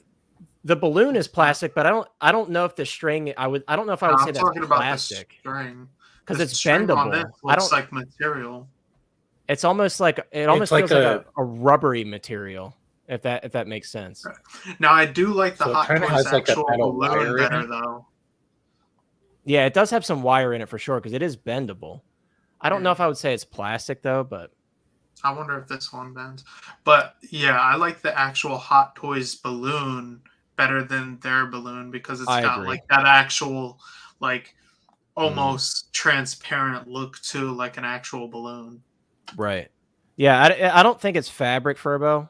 I may have misspoke there. I know it's not fabric, but I don't think it's plastic. I feel like it's some other material to make it bendable. Penn says there's a lot of faith being given to in-art considering they haven't even released. Yeah. Oh yes, I beat you to it. But yeah, absolutely. I think the true reputation of this company will be determined by that Joker release and how well they do with their first figure. Especially because that 2-pack was nearing $1,000, especially after taxes and everything. You're at $1,000. So, Kumar says if it's based upon their statues, the final product is generally equivalent to the proto. Yeah, but I hate to say it, but you can't really compare it to the statues because we're talking a completely different price point here. Even though these are expensive 6-scale figures, their statues are like thousands and up. You know what I mean? Obviously, some of the cheaper ones are like in the $1,500 area from what I've seen, but I can't really base their reputation on their statues. Let's pull up Sean here. He's going to show off most likely that balloon and the figure itself. So, Sean, does it feel like a rubber, almost like a casing to you, since there's a wire inside? So it's like hard wire, and it's hard to actually move it. Yeah, but it's kind of like the outside of your shoelace. That's a good point. I don't think the bottom of the balloon, now that I'm looking at his, looks all that great. That bottom piece, where it's supposed to where you would blow it up at. On the Hot Toys one? Right here. Yeah. I don't like how long that is. I don't have any issues with it because it was a bigger balloon that he had in his hand in the movie, so I don't have any issues with that personally. It could be a little bit shorter, but I don't think it's too bad. I don't know. I'm not gonna lie. Like I like the in art. I think a little bit more as far as like figure wise, but the base for the Hot Toys is what sells that figure. Unbeatable. And honestly, I would pick the Hot Toys over that just because of that base alone. Yeah. So I wanted to touch on this. It says removable eyes, like you were saying earlier. So I don't know what that means. I don't see on this website. I don't see a photo of those extras that they're mentioning here. I think that's actually on the deluxe one. So we'll touch on that once we get to the deluxe. But yeah, guys, total price on this one, $444. I don't think that includes shipping. So you're probably getting close to 500 with shipping because this is a Hong Kong based website. Oh, actually, it's right in front of my face. Everything on the site is free shipping. So sorry about that. Free shipping. So $444 is definitely more reasonable than what we've seen. But when you see us compare it to the Hot Toys figure, you'll kind of see where that price gap doesn't really make as much sense. Yes, it has rooted hair and it's got wood on the base, but it depends on the type of collector. Like, it depends on what that stuff means to you. How much? Yeah, I was gonna say, how much is the Hot Toys one total with shipped and taxes? Is it like in the $3s? Less than that. Really? We're looking at $267, and this figure is in stock. So a lot of those coupons that are only for in-stock items most likely will apply. You'd have to check your coupons if you have them. Definitely check those 10% offs that you get with the orders that they've been giving out recently that are on the box. But he's in stock. So, I mean, it's possible that you can get this guy pretty low, especially if you have rewards. So I want to go through the rest of the in-art versions before we get into this one. But again, that's just a glimpse at the difference in pricing that you're seeing here, guys. And this one's still in stock. So now we're going to look at the, sorry, I went back to the first one. Okay. Yeah, this is what I was looking for. So this is the premium edition A, guys. And again, with this one, the only difference between the B and the A is the head sculpt. So as opposed to having the teeth heavy head sculpt, you get the more relaxed face with that iconic Pennywise smile. Definitely a great looking sculpt. I'm not going to lie to you guys. The rooted hair with this one really scares me because of that unique shape that Pennywise hair has. Who knows how long it's going to stay in that shape. I feel like that's probably going to be a pain in the butt to maintain over time. Not a huge fan of that. Again, guys, the rooted hair, don't fall into the hype. If you haven't owned a rooted hair figure before, I have rooted hair figures from a couple different companies, and it's not all it's cracked out to be. There is a level of maintenance required to keep it looking nice. So if you're not the type of person that likes to like condition your figures or even touch them, it's not for you. It's absolutely not for you. I don't think 444 on Pennywise. 444 is definitely bad. I think we got to be honest. It is bad. It's not. I don't think it's that bad when we got Marvel figures coming out close to that price after shipping and stuff. But they and come for an Iron Man, and this is all material. I don't know, man. 2 sculpts. Well, no, this does not have 2 sculpts. This has 1. This okay. Right. So this is just for one of the head sculpts. Yeah, it's only one head sculpt. And it does not come with as many accessories as the Hot Toys. Anyways. No, it doesn't. Here's the thing. Yeah, the Hot Toys, I thought it came with everything. The Hot Toys comes with the skateboard. Mm-hmm. Skateboard, the same claw hands that you get. The Hot Toys comes with the skateboard. Extra chomped on arm. And the base. They can house that's like the sewer grate where you can the Jack in the Box. The Jack in the Box, yeah. Yeah, so Sean, I don't know if you missed it, Lane. Sean just showed off the base, and he had like the severed arm and everything in his base, so. Yeah, no, I stand corrected then. Yeah, I don't know. Like I said, I think the proportions on the body are definitely better, in my opinion, just right out of the box. And it's a great looking figure. The balloon, I don't know, man. That balloon's pretty pathetic, in my opinion. If you look at the Hot Toys one, I do agree with you there. I think the balloon's pretty pathetic. The string length is a little goofy to me. Here's the thing. Even looking at the Hot Toys one, I think the string's a little too long. I think they both got it a little off, in my opinion. I would have liked to see something kind of in between these two. But the balloon, I think, looks a little goofy here, in my opinion. I think it looks a little bit too fake. I like the accessories that come in the Hot Toys. Like he's saying for the map, he said in his next comment there. I mean, the map, what are we really going to use? I mean, at least the arm, it goes with the display base and stuff, right. You know? And it's a piece of paper, bro. Like, you're throwing a piece of paper in as an accessory is like those backdrops from Hot Toys, but that's even worse because it's literally just a thin piece of paper. Furbo said the only difference is really the accessory. Is the map really an accessories? Hot Toys is way more. Absolutely. I totally agree. And guys, like, again, you got to be very mindful of rooted hair. Like, it's not all it's cracked out to be. You have to know that you're going into it, you're going to require some maintenance on this hair, especially with this unique shape. It worries me. It definitely does worry me. But again, this one is the same price point, the $444 price point. So here's that dancing pose I was talking about earlier. Again, I would have liked it to be a little bit wider because this is like the coolest pose to put him in with this base. And I don't know. I would like to see more room. I would like to see more of the display behind him. Let's move on to the deluxe, though. What'd you say? The total that I paid for Pennywise, and I did not use a code, with tax and shipping was $304.25. There you go. And that's out the door in the U.S. And obviously other places were selling it even cheaper. Did you purchase that from Sideshow or your local comic shop? Sideshow. So that's even from I wouldn't Sideshow. pay Obviously, shipping if it was my comic shop. Oh, that's right. You did say shipping. Well, thanks, Sean. You're welcome. Yeah, so I mean, 304 out the door, and that's without any rewards. It's in stock right now. You could probably use one of those coupons. It's tough, guys. I know a lot of people would agree. This is a odd choice. I know they got the WB license, so this makes sense for them, but this company has drawn people in by letting them know that they're going to do the stuff that everyone's been asking for the longest time. So they've said that, right? But now they're like, hey, we got this Pennywise for you that just came out from Hot Toys not long ago.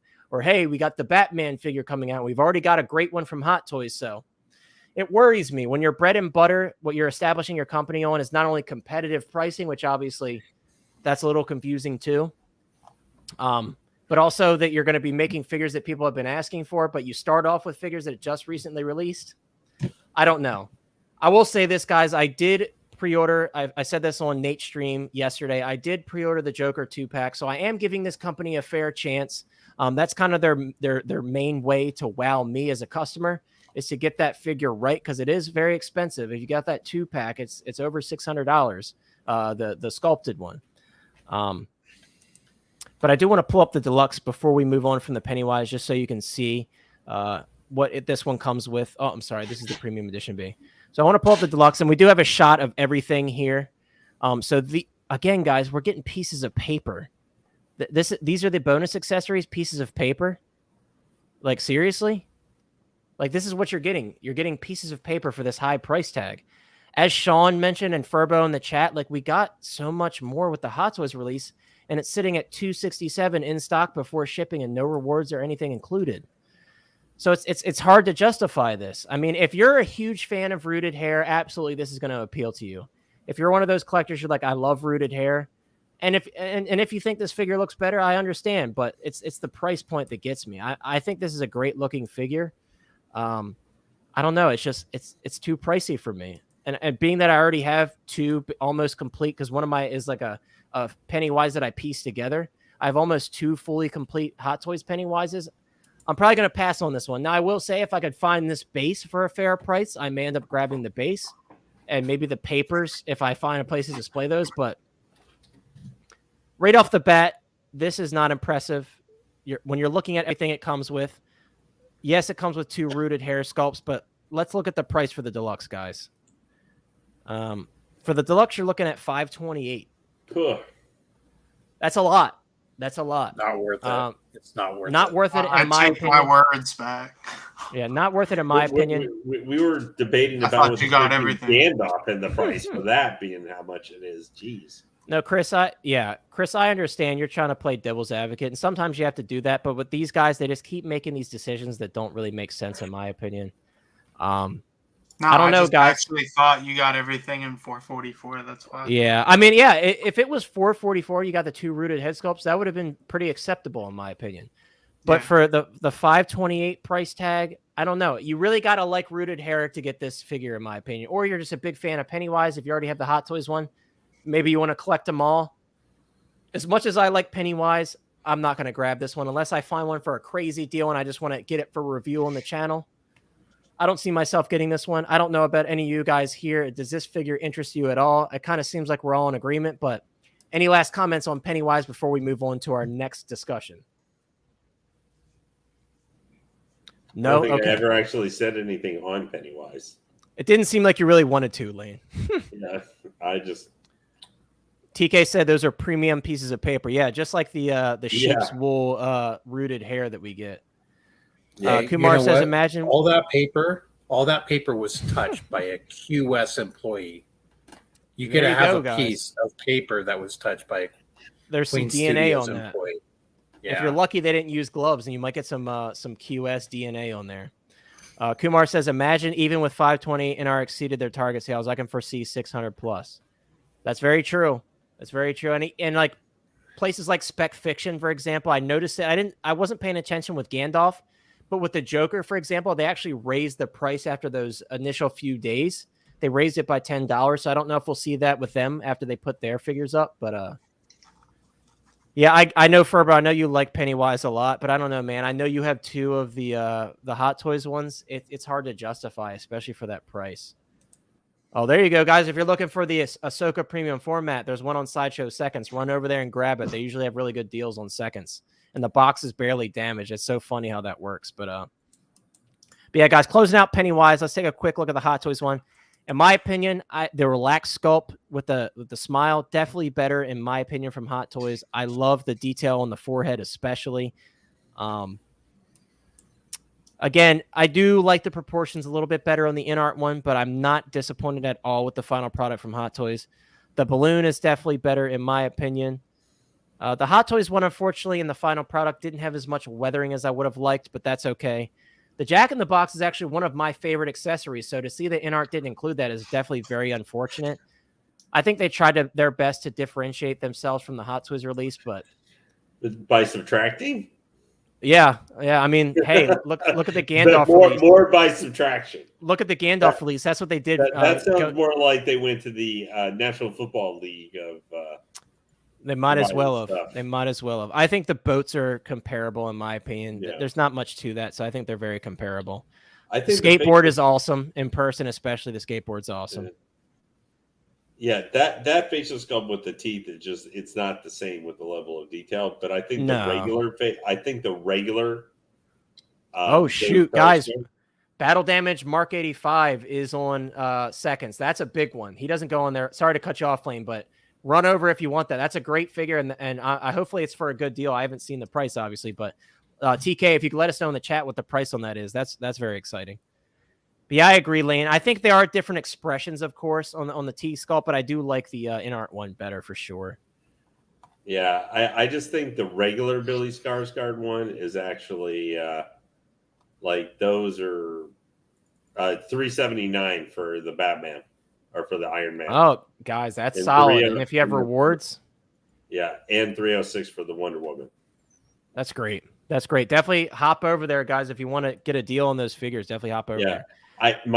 My thing is the regular facial sculpts, leaving out the rooted hair.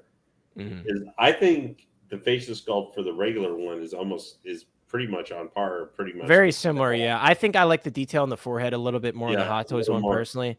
But they're they are very similar. You can see what I mean, though. You see where there's more detail on the Hot Toys one. Again, they are from this one. This Pennywise is particularly from Chapter 2, even though it includes some Chapter 1 stuff. But I don't know. I definitely think they did a better job on the Hot Toys.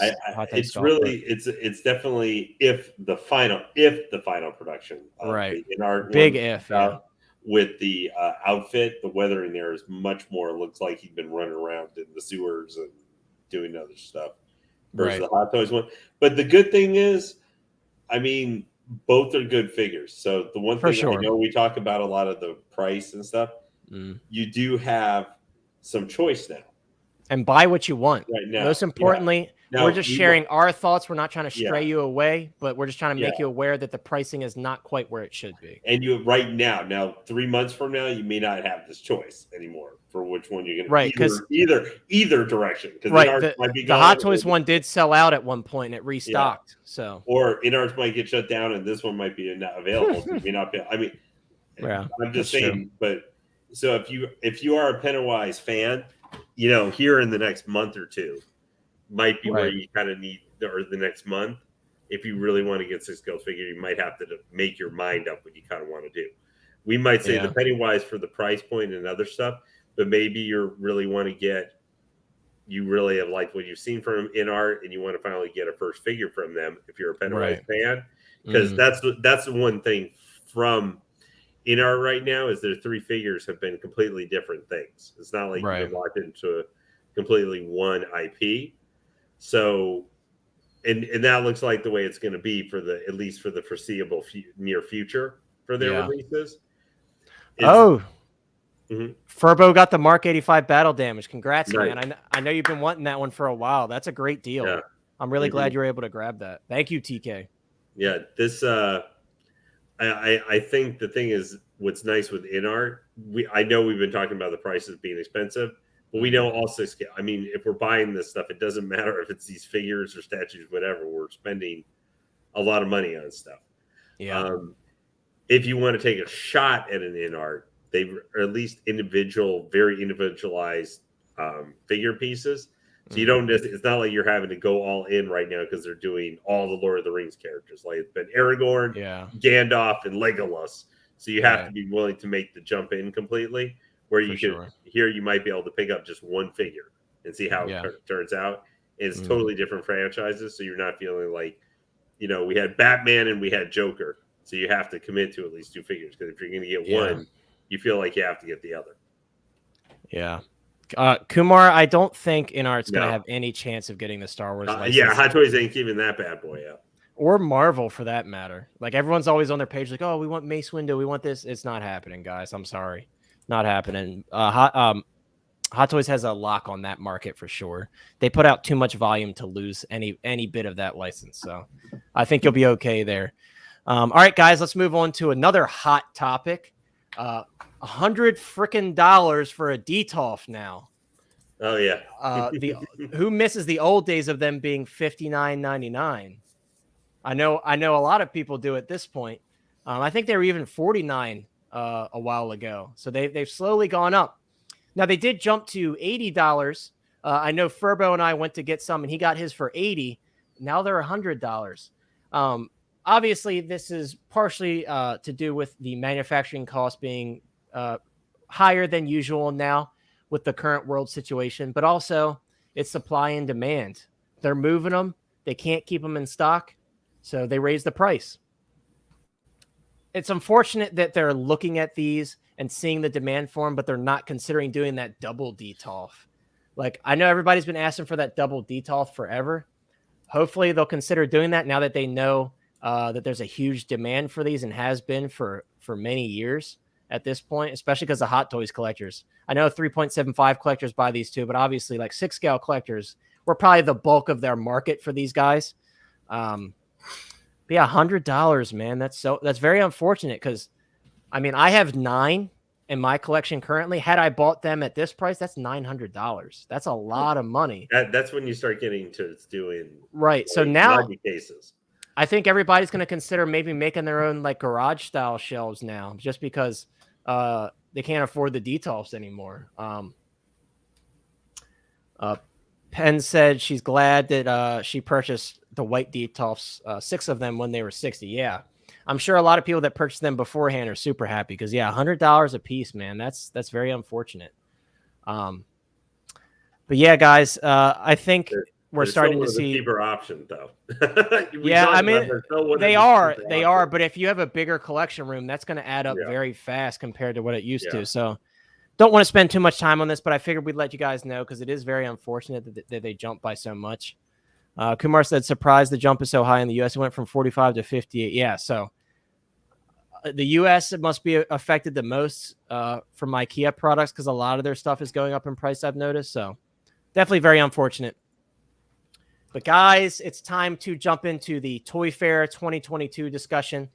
Obviously, most likely tonight because it does begin July 1st.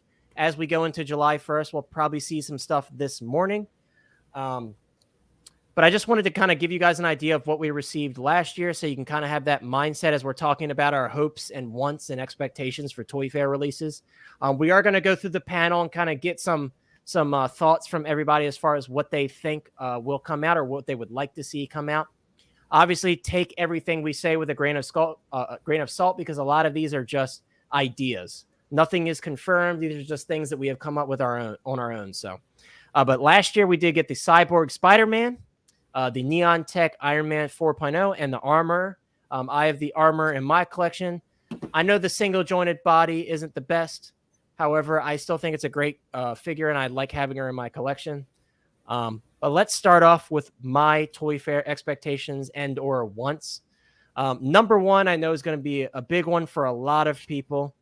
Can we finally get the Clone Wars armor Obi Wan Kenobi? Please. Can we finally get them? I see Toy Fair being a good time for this one. Just because it would be a great idea for an exclusive, because it'll get a lot of people to jump on it, especially because the Anakin is currently in stock and shipping. Now, I will say this one could be a summer showcase release as well. I wouldn't be upset with either one because we've already waited so long. What's a little bit longer, you know? But one of my Star Wars picks is definitely going to be the General Obi Wan. I would love to see this guy come out, not only because we got that Anakin and we have Ahsoka and everybody, but we did get Cad Bane. And if you guys have seen the Clone Wars, Cad Bane and Obi face off, and this is the gear he's wearing in that really epic fight scene. So I'm just saying we got a lot of options for this figure. So my first pick for Star Wars is definitely going to be this General Obi-Wan figure. The next one, I know Sean knows I'm on the Mace Windu again, but guys, I really can see this Mace Windu coming for Toy Fair. I think it's a good idea to drop it then because a lot of people would hop on it. Especially if they include some sort of like exclusive accessory, like a Django head, like they did with the Sideshow figure years ago. I would love to see Mace Windu drop either for Toy Fair or Summer Showcase. This is a figure that's a big hole in my collection. I do have the Sideshow Mace Windu, but he's garbage. So I kind of just have him hidden in the back before I sell him because I have no interest in even looking at that figure. He's trash. But granted, it has been many years before he came since he's come out, but definitely a big pick for me. I would love to see Mace Windu. Again, a lot of these releases, it could be Summer Showcase and or Toy Fair. Sometimes they get weird with these releases for Toy Fair, but for me, guys, I would love to see Mace Windu. I know this is another one that a lot of people are really excited for, but one that's been talked about for a while and I would love to see is a reissue of the Mark VI. We did get word that the Mark IV gantry was removed from Secret Base. Either that means that they're releasing another issue of the Mark IV with gantry, or maybe we'll get like a special new release of the Mark VI with a more involved gantry apart from this basic base here. I would absolutely love to see a Mark VI reissue, especially because we have the Iron Man 2 War Machine coming out very shortly. I think this would be a perfect time to release this guy as a reissue. Hopefully in a grander fashion, because the Mark VI is a big one for a lot of people, including myself. I've told you guys all before, Mark 7 is my favorite, but Mark 6 is close behind. I really love a lot of the original suits, so I would love to see the Mark 6. Again, another one that I think is kind of flexible. We could see it at Summer Showcase as well. My next one, give us a freaking Wong Hot Toys. Please give us a Wong. I know Furbo in the chat would agree with me. Wong is long overdue. I really do love the Multiverse of Madness look. I think the colors are really nice, and I think it would pop really well on the shelf. This is probably my favorite look for Wong so far. We got to get a Wong, man. Wong is such an important character for many reasons, and I think a lot of people are hoping for this one. I just rewatched Multiverse of Madness the other day, and it kind of got me even more hyped to get a figure of Wong finally. I do think it could happen. I don't know when, but I think it'd be great for a Toy Fair release. So Wong is one of the ones that I'm putting on my Marvel list for sure. Let me touch on a few more comments before I get into my final Toy Fair pick. Penn says Jedi Mace would be a relatively easy one to whip up, just a head sculpt in the robes. Again, that's a great point because I think that makes it even more obvious as a Toy Fair release. Because I don't know if you guys know, but sometimes these Toy Fair releases get pushed out pretty quickly. The Armor did. She had like a 3 to 4 month time frame before she started shipping in Hong Kong. So, yeah, definitely a good point. Mace is very simple. And as you guys know, we did get a couple Nick Fury figures in the past. So I'm sure they could have used that figure as a base and made some, that sculpt as a base and made some modifications to it. So you never know. Furbo says Wong is so overdue. He's really such an underrated GOAT. Absolutely. Wong is a great character, and I think he showed us that even more as the Sorcerer Supreme in Multiverse of Madness. They need to get off that Sorcerer Supreme thing and get that back to Doctor Strange. I don't know. I think that's what makes our Doctor Strange different. He doesn't have that responsibility, so I think maybe it's good for him. I think it's good for him. And Wong, I think he's where he needs to be right now. It could change. You never know. Who's to say that they won't kill off Wong? You never know. But I hope that doesn't happen. Well, they just need to. If they put one out, he's got to come with a karaoke mic. Yeah, that's true. That would be awesome. But guys, my final pick for a Toy Fair release that I would love to see is going to be Korg. Korg is another one that is long overdue. It was very unfortunate that we did not see Korg from Ragnarok.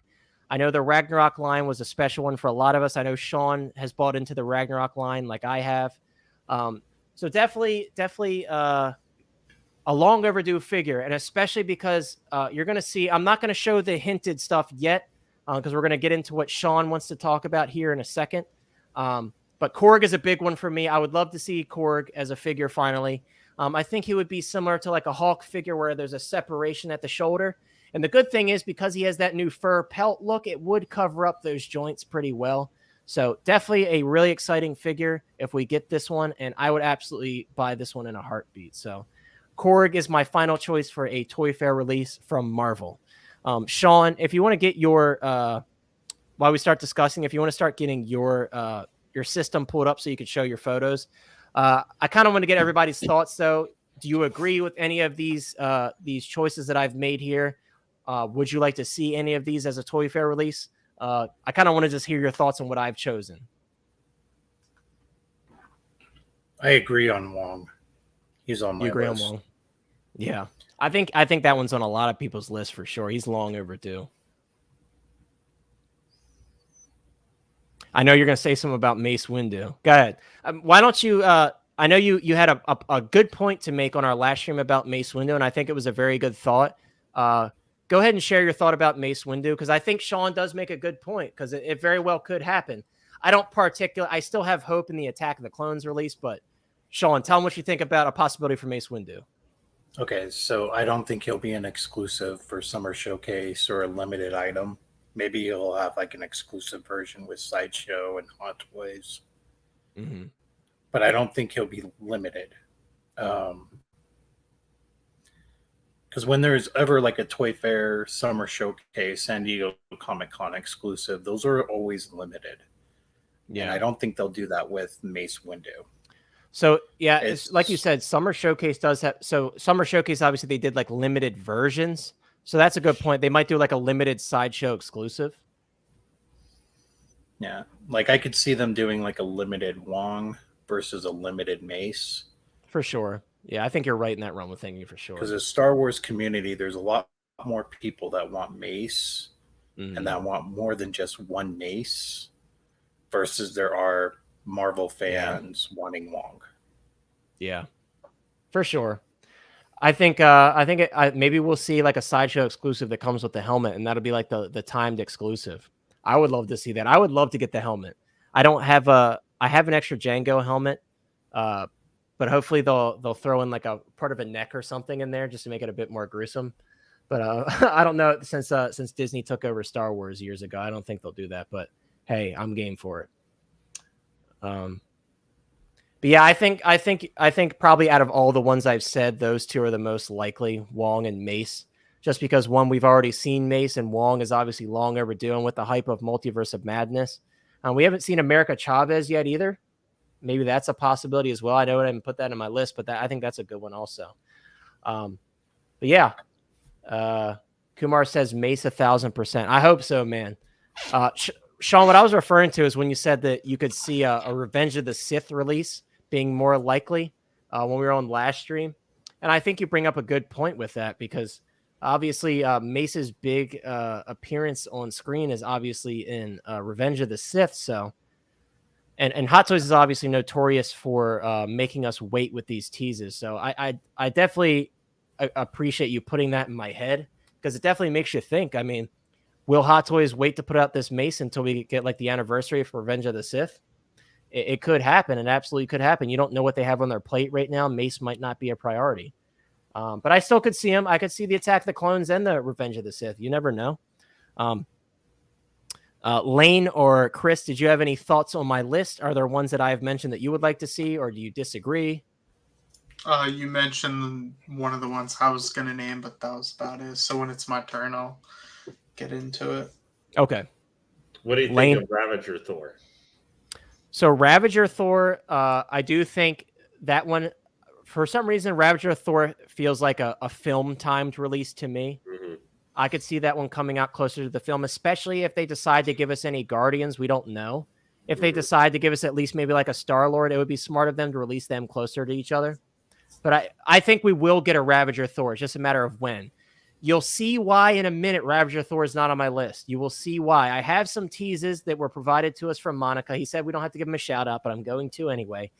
We do have some teases that we'll talk about after we go through everybody's lists. But you'll see why I didn't mention Ravager Thor in my list in a few minutes. TK says Cobb Vanth with removable armor. Yeah, definitely. Cobb Vanth better get a head sculpt, man, or I don't want him. Get him out of here. Give us the Timothy Elephant head sculpt, or I don't want him. But Sean, do you have your stuff set up to show yours off yet? Yeah, let me get it sharing right now. Yeah, that way I could just jump over to yours and close my screen share out.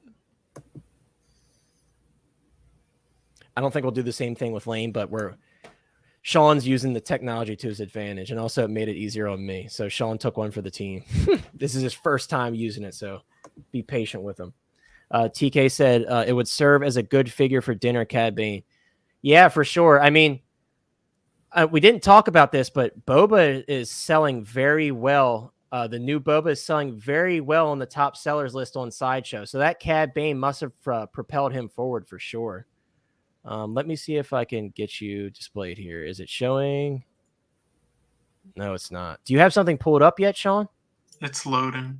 Yeah, it's loading. Okay. You see it? Oh, there it goes. Awesome. All right, so Sean, I'm going to pull this comment off the screen, and then Kumar, I'll touch on your comment after we go through Sean's list. But Sean, go forward with your list, please.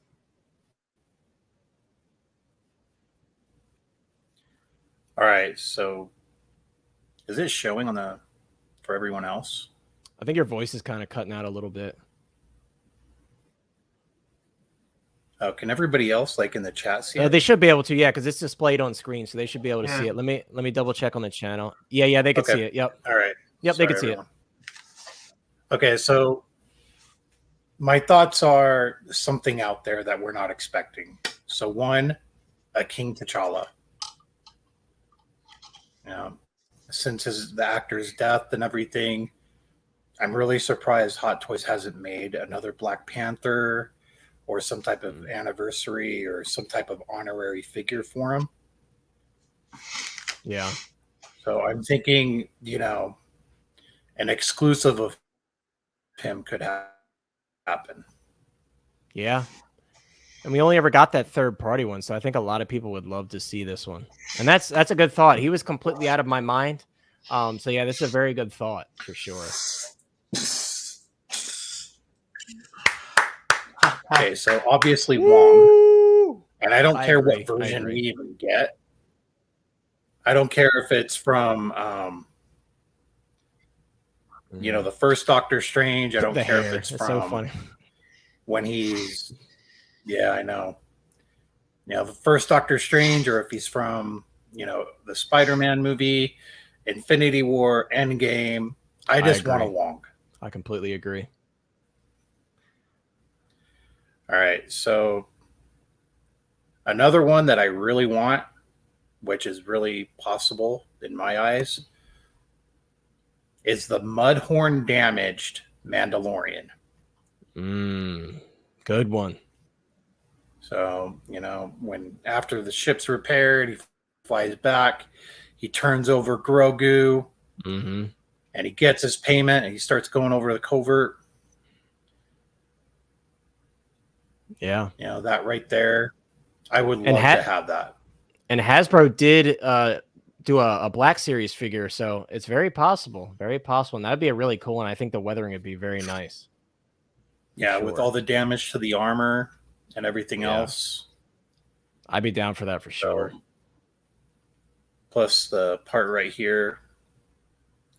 I was not showing it exactly where, but the ripped material underneath the knee from the armor. Yeah, and it's got the tape on it too on the thigh plate. That's cool. Because if you remember when, in the very beginning of The Mandalorian, the season 1, episode 1 and 2, he had that knee armor. Yeah. And then after the damage with the Mudhorn, we never saw it again until season 2. Yeah, good point. So after his battle with the Mudhorn, we never saw his knee armor again. Even when he got all the Beskar armor replaced for the rest of season 1, he never had that knee armor. He got one again in season 2. Yeah. Which we see that on the deluxe season 2 Mando, and the standard as well. He has that new thigh plate from season 2. Yeah. Yeah, but good thinking outside of the box. That's one I would have never even thought of. Sean did his homework. Ooh. All right. So now a covert Mandalorian. So what I mean by a covert, I'm not saying which one, but I think we'll get a covert Mandalorian. And I only have like 4 pictures or 3 pictures of 4 different ones. Mm-hmm. But, you know, like easy, subtle differences. It's just basically repaint jobs for Hot Toys using to do. Parts. Yeah. That one's really cool. I like that one a lot. If you look at this one here, you know, you have the lower half of the shin guard armor, which is from the heavy infantry Mandalorian. You got the thigh plates from Mando and Death Watch Mandalorian. Shoulder armor from the Death Watch Mandalorian, along with the chest plate and the gauntlets.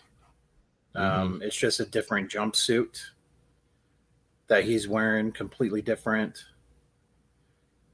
But, you know, they could make something like this really easy. Mm-hmm. And that's sometimes what they go for. It's a simple repaint, and I think we could get a covert Mandalorian. For sure. And my final one is one that you mentioned. All right. Let's see. The suspense is killing me. The suspense is killing. Come on. Just do it. Just do it. Woo! The from Iron Man 2, the Mark 6. Yes, sir.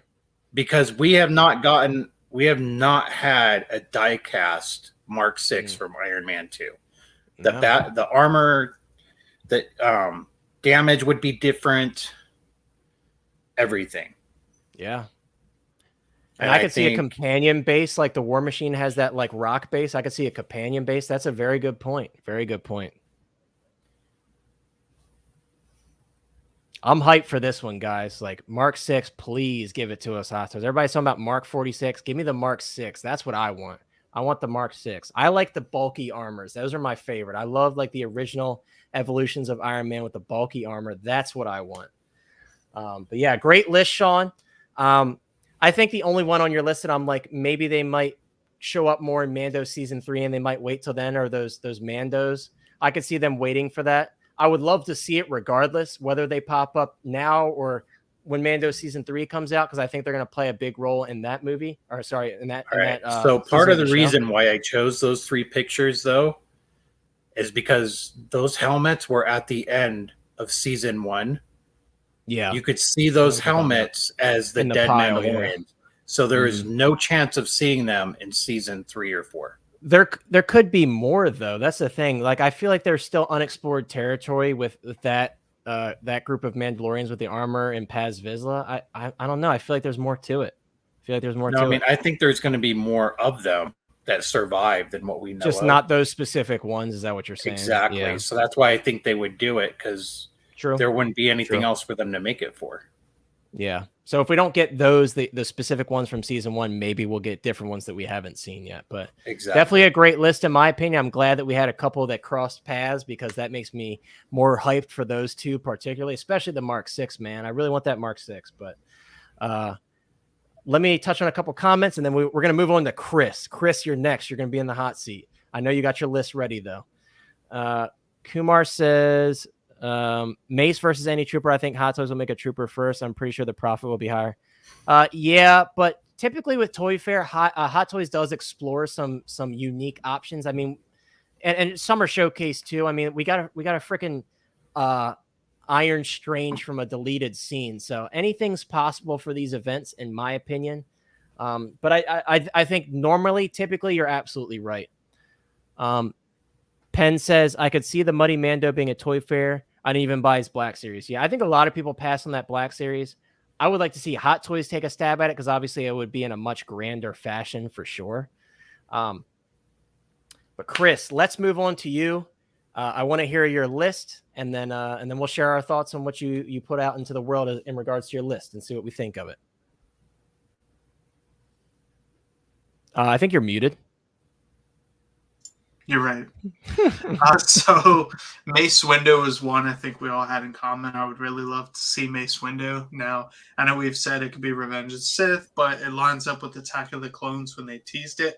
I think it could possibly be both. I know Sideshow did that when they did his figure, back in the day or whatever. They just included both of his lightsabers that he has from each film. So it's definitely a possibility that they just knock it out that way, force somebody to buy, 2 Mace Windus, which, let's be honest, Hot Toys does stuff like that anyway. Mm-hmm.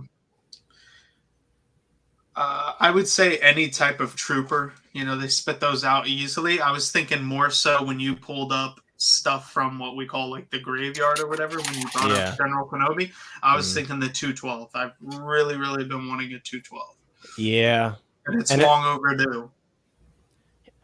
The other thing is that I didn't mention is that Phase 1. I think it's the commander, the Phase 1 commander that we saw previewed. That could be a Toy Fair as well. Trying to take stuff from my list, please.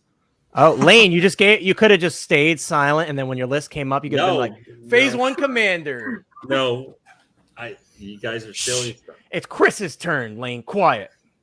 All right, Chris, go ahead. So 212, great idea. So I didn't want to keep it all Star Wars. There's a lot of Star Wars that we could probably go on about. Sure. I wanted to do some Marvel. So I would think I don't think we have a Valkyrie. Am I right? Valkyrie's no, we don't overdue. have a Valkyrie. And a Mantis. Valkyrie's long overdue. And Mantis too. That's another one that's long overdue. Could be Drax. This movie coming out, we could see a reissue of him, but definitely a Mantis. I would prefer.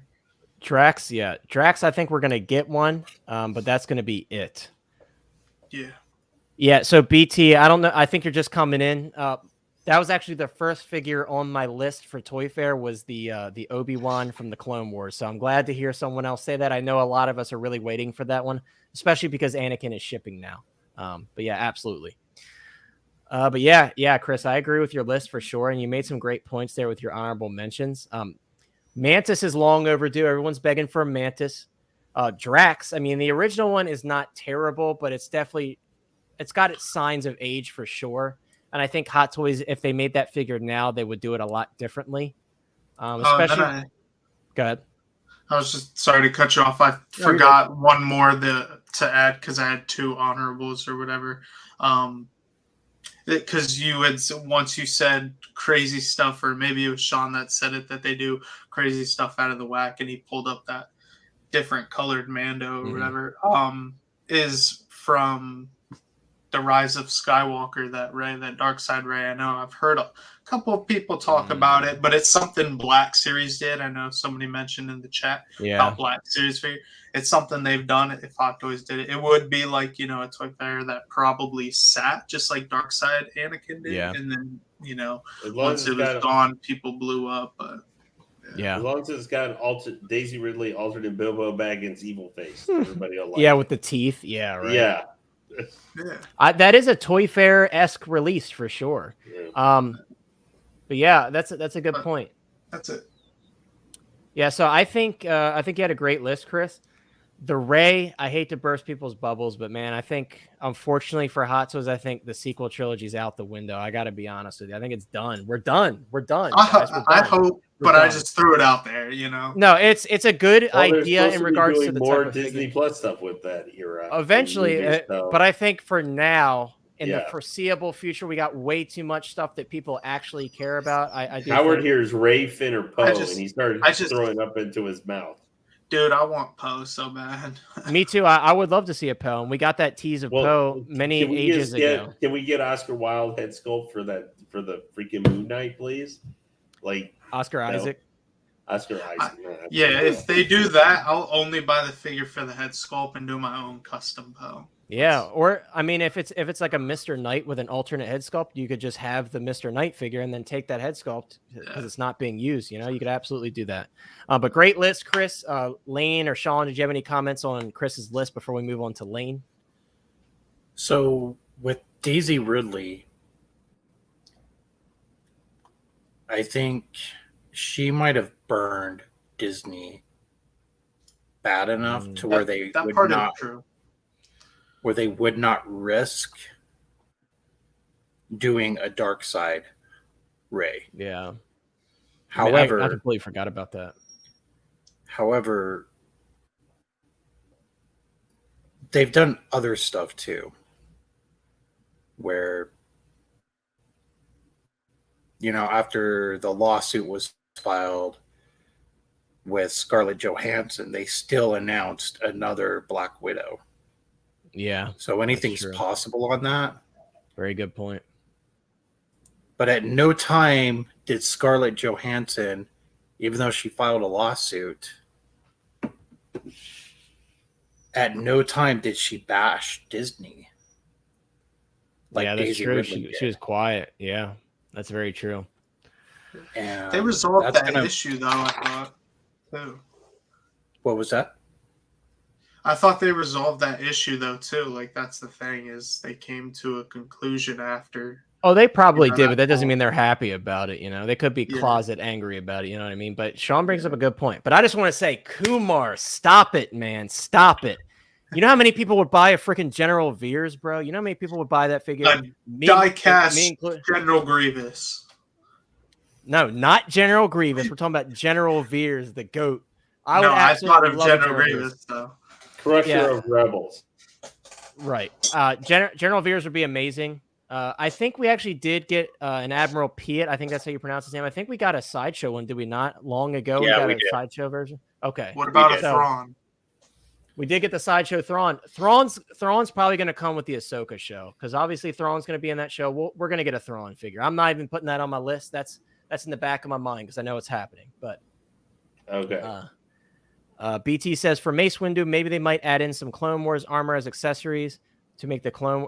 That is a very, very valid point, especially the fact that I have not brought that into my mind whatsoever. That is a great point. And I think Mace Windu, he has one of the best general looks as well because that contrast with the tan robes is really nice. That's a great point.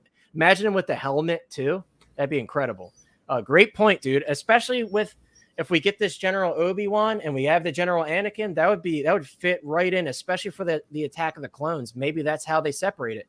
Maybe those are the exclusive pieces that we've been theorizing about. Very, very, very good point, BT. Thank you for that. Or maybe we'll just wait till 2025 for Mace right. Windu. Or we'll go with Sean's theory, and they're going to make us wait till Revenge of the Sith, which we hope Sean's wrong. We hope Sean's wrong on that. Hey, I hope I am wrong. And Sean hopes he's wrong too. So even Sean's pulling for Mace Windu. But sometimes you have to be realistic. Right. Sometimes you have to be realistic. I'm still sticking to the Attack of the Clones Mace Windu. I'm with you guys. I promise you. So Penn says a properly engineered General Grievous will be minimum $450 for Hot Toys. Did you see that Terminator skeleton? More now. If it's power pose, I think it'll be $300 to $320. Right. Yeah. So Sean mentioned that before, and that might be their solution for the General Grievous, just to go power pose with it, which would make sense. I mean, it is a very tough figure to engineer. However, 3-0 did pull off the Demogorgon, which is also a difficult figure to engineer. So anything's possible, really. It depends on how much Hot Toys really cares about General Grievous. Kumar says only Obi and Anakin wear Anakin. Phew. Only Obi and Anakin. Yeah. I just did it again, bro. Only Obi and Anakin wear clone armor. No. Yeah. So I think what BT was referring to was just his battle armor in general. I feel like that's probably what he meant.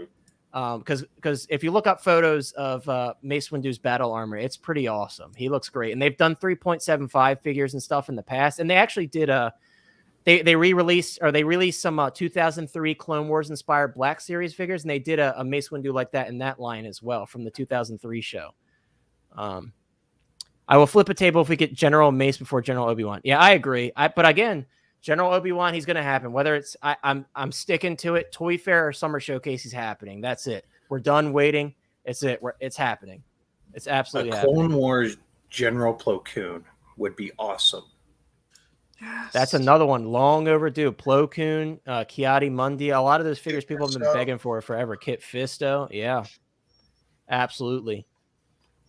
Hashtag collecting madness. Open that wallet. Yeah, that's what we've all been doing that a lot lately. Hot Toys is just, they're on their A game right now. And that's why, like, tonight, guys, I don't know, man. I wish we didn't have to sleep because I'll be up all night. I got to work early in the morning, but I'm going to try to stay up as late as possible. Time to plug the Facebook group and the Instagram. If you guys aren't in either one of those, definitely hop in. I will say, thanks to you guys, we did hit 100 subscribers finally on the channel, so we really, really, really do appreciate it. Yes, it's a good thing to celebrate for sure. So we're at 75 members in the Facebook group. Once we hit 100 in the Facebook group, it's time for our first giveaway of a $25 gift card to any comic shop of your choice. So definitely hop in that Facebook group if you haven't already. Please subscribe and like the video if you haven't done so already. It really does help us out a lot. And again, you guys have been absolutely amazing with the support. We are all very humbled here. It's amazing how every stream we seem to grow in viewership and participation. So we're very humbled by that, and we really do appreciate it, you guys. Seriously, if we get up to 1,000, if we get up to 1,000 subscribers, I will give away a heavy infantry Mandalorian. Wow, guys! We'll run a contest, but I'm not going to go into what I do for a living. But I can't send anything overseas, so it'll have to be someone here in the U.S. that I could send it to. Yeah, so that'll be preferably in the 48. That's very generous of Sean. So we thank Sean for that. That's a very, I mean, I'm sure you guys have seen that figure selling for still $350 almost, even after that tease of maybe another one. So very generous of Sean. I have mentioned this before on the Facebook group, but every 100 subscribers and Facebook group members, I'll be giving away a $25 gift card. So we're almost at that first one. So please hop into the Facebook group if you haven't already, and subscribed if you're not currently subscribed. But let's move on. Sorry for the plugs. I just had to get it out of the way. Lane, let's hear your list. I think you'll give us a very unique take. Already named. Yeah. Well, don't make them upset about the clone. Go ahead, Lane. Okay, so number one is the honorable mention is Spitteroonie Mod Guy. Sorry, repeat that. Sorry, I missed that. The Spitteroonie Mod Guy from Book of Boba Fett. Lane, stop it. Stop it, Lane. This is a serious list. Stop it. Don't put that. I'm allowed to put whoever I want on that's the list. Evil. You can, but that's evil. You're putting evil in the world. But go ahead. So Mod Guy. You're talking about the Cyborg dude, right? The wannabe T800? Okay. Yeah. Mm-hmm. The one mod who had the one moment that made me laugh. Number two is a tie that I would say Black Bolt or Mr. Fantastic from the Illuminati, because we are not going to see them as a regular release from Doctor Strange. Black Bolt would be I would be more Black Bolt. Me too, I would be all in for that Black Bolt. Right, because Fantastic Four, obviously, they're probably going to release most of them. Yeah, but they're not going to. It sounds like after you played him, that Reed Richards is not going to be with the classic Reed Richards. I think it's still rumored that he's going to continue that role, but I guess he's better, dude. As long as he doesn't become, he doesn't get turned into spaghetti again. We'll be good. I love John Krasinski, so bring it on. I'd love to see him stay in that role. Number three is from an IP that none of you guys mentioned. Harley from Suicide Squad, her red battle outfit. I could see possibly. Yeah. That's the least likely, actually, of all the ones that I had come up with. I think leaving out Mod Guy. Well, hey, this is for hopeful releases too. So I want her not in the red dress, but the outfit she had, which is the one I thought she should have been wearing. Yeah, it looked like kind of a battle armor-ish version of her Harley Quinn outfit. Then I had the Clone Trooper, the 212. That's actually one that that's a good choice. Because I just am not sure how much of all the different units of the clones are going to do. Because to me, if they were going to nail some and put some of those out, they would have done so already as part of the Clone Wars line. I just think we seem to be not leaving out the Attack of the Clones stuff where they basically redid the shinies. I feel like we're kind of past the point when we're going to see a lot of those trooper guys, even though a lot of people think they are going to put out more. I think it'd be just because they just use the same armor for the 5.0 person, put in some different color scheme, basically. Right. And I don't mean like the airborne trooper or something like that. I mean just the regular 212 clone trooper. Right. Number 5 was actually, to me, was the clone commander from Attack of the Clones, the phase 1 that you were talking about. I actually could see that guy because he's already been teased. Yeah, and that's a very Toy Fair-esque release as well. So I think that's a good point. I did think I wanted to give Sean the floor because I think he was trying to say something earlier and we were all talking at one time. Sean, what were you going to say earlier when something was brought up? Don't lose the thought. Oh, he said shiny. Oh my. So what would be awesome is if we got 2 head sculpts for Black Bolt. Oh. One with mouth and one without. Exactly. Can you imagine, bro? What mouth mold? You know how far that would push the Wanda sales up, even beyond. She's already done very well on Sideshow. Can you imagine? We got the what mouth? That'd be amazing. Exactly. That's a good point. That would be so cool. That is something for Hot Toys collectors, for Marvel Hot Toys collectors, which is they would go crazy. They just be I'm buying this. Chris turned his camera on for that one. He's like, I want that what mouth sculpt. Yeah, but I just loved how they had the classic Black Bolt. I was leaning more towards him. I know it's not going to happen, but they feel like something that would be I'm thinking of with the armor, which just kind of came out of nowhere, sort of, for a property or movie that was just a one-off thing by itself, Right. And you can he doesn't fit completely in the main MCU, but Black Bolt, if you're just doing MCU, I'm putting Iron Man and all those things, if you have one big setup, you can throw Black Bolt or you can throw the classic Mr. Fantastic in there without having to even think about it, really. With Black Bolt, though, Black Bolt, you wouldn't need 2 different head sculpts. It'd be like a Captain America where you can just remove the jaw and replace it with a mouthpiece. Yeah. Or more recently, not Cad Bane, Nightmare Batman with that removable mouthpiece. It's definitely a very obvious one for that. Or Batgirl, the Batgirl from Arkham Knight. Absolutely. And you could keep them maybe at a $285 price. Yeah. $275, $290 price. I want to touch on some of the comments and then we'll kind of start wrapping things up. Hold on. I had a few more. Oh, you got more? Yeah. Oh, Lane's got more. Excuse me. So guys, we'll touch on your comments. I had 9, bro. Lane's coming out with a huge list today. Okay. I'm now proud some of these, this is going to be the last one I could possibly see. Realistically, is Paz Vizsla. The Paz Vizsla get released because he's just straight re-released with probably going to be crappy, super crappy looking the effects plastic that they've been using for their quote special editions. Okay, right. Now the others here are just kind of out there things that I would really like to see. Pretty much, Commander Wolf. Yeah, so actually we've got some talk about Wolf in the chat as well. Yeah, I think Commander Wolf. These are more things that I'm thinking of, the armor or something like that. They're not an Iron Man just being repainted or whatever. What's collecting me? He just looks there smiling. Why does that make me nervous? Oh yeah, he slid. He snuck away, slithered like a snake, and went and grabbed those figures. So yeah, but Wolf I think would be really cool because we're getting some weird commanders and Apo and stuff instead of just why are we getting the name guy with one of the marks that most of us go who? Right, exactly. But Wolf I think would be really cool. Plus you're just reusing parts, and just a very now he has a very stylized face, as a commando with one of his eyes having to be whited out and stuff. But he would be cool. All right, number 8, this Revenge of the Sith Emperor. Just because we're a long way off. Yeah. Now they Revenge of the Sith Emperor. Obviously, they'd have to do some slight tweaking, but they already have the original head sculpt for Return of the Jedi. Right. Already. And you have to slightly change up some of his robes and stuff like that to look like End of the Revenge of the Sith. Give him his lightsaber and you're good. Because it's not, they have Ian McDermott's line. I think that's one where they could reuse. they can reuse a lot of stuff, and I think people would gobble. Like, I don't think he's one.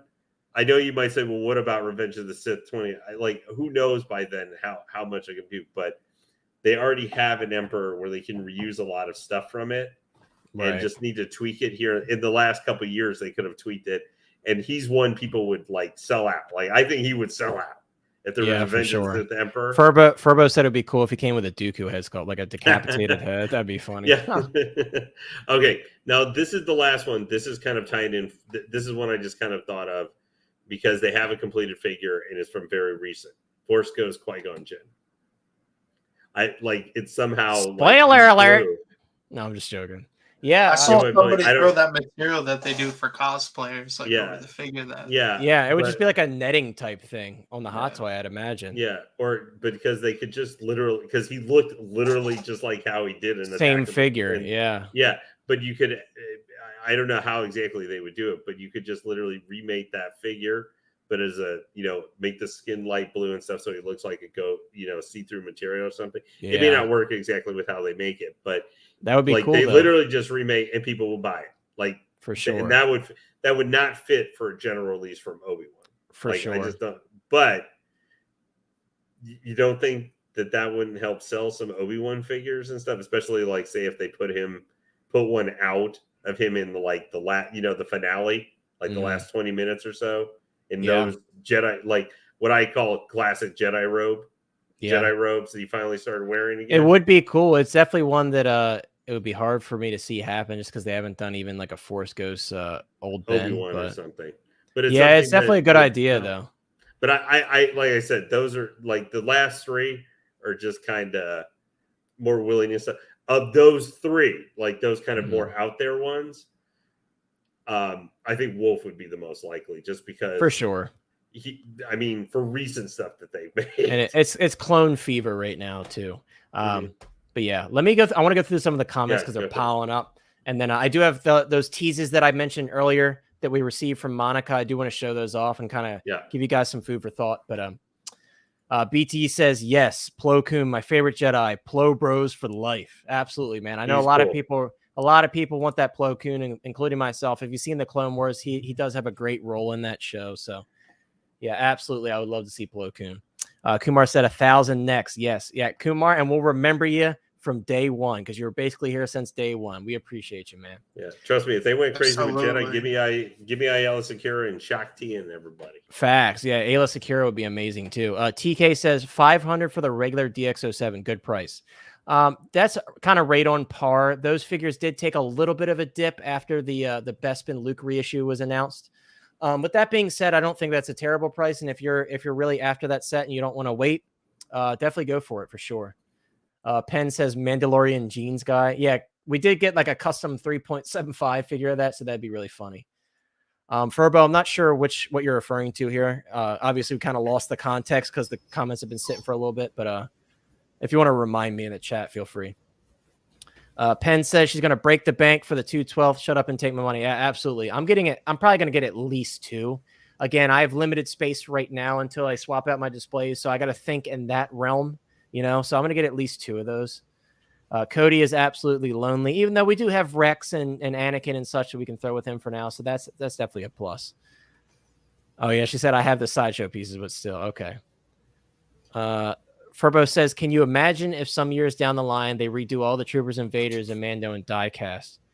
Yeah, that would be really cool, but that would definitely kind of price them out for some people in regards to Troopers, because I think Troopers are in such a good price point right now with these rising prices that I think they kind of need to keep them in that realm for now. Because, like, for example, we talked about the Purge Trooper earlier. $235 is right where that figure should have been, in my opinion. So that would be really cool, especially Vader with die-cast armor. That would be super cool. But, yeah, definitely would be pricey. BT says, I want the Qui-Gon with the sunglass, umbrella, and drink. If you know what I mean. Every time I think of the umbrella, I always think of that Jango Fett video where he's dancing with the umbrella. That's like one of my favorite little behind the scenes videos. I love that. Like a bantha. Right. Yeah. So Furbo, that's a good point. None of us mentioned Black Carsantin. I think that's definitely an option for sure. I don't know if that would be a Toy Fair release, just because that's a tough one to push out because it's so intricate and it's got the rooted fur and everything. But I could definitely still see him coming out down the line, and that would be one that I would buy for sure. Penn says Clone Fever only for the Blue Boys. Hey, Blue Boys are getting the most attention right now. Look what we got. We got the Bark Speeder and everything. So, yeah, the Blue Boys are getting the most attention. Hopefully they do the same thing. Django with the umbrella. I forgot to do that. Going to go spam the Discord. Yeah. Yeah, and I remember you talking about getting a 6-scale umbrella, so you definitely have to do that now that I brought it up again. But I think Sean had something to say, and Collecting Madness is waiting here patiently with his figures. While he's doing that, let me pull up these tabs I have on the screen. But go ahead, Sean. Okay, I was actually gonna try and show a picture here. Oh, okay, well let me stop what I'm doing. Go for it. Okay.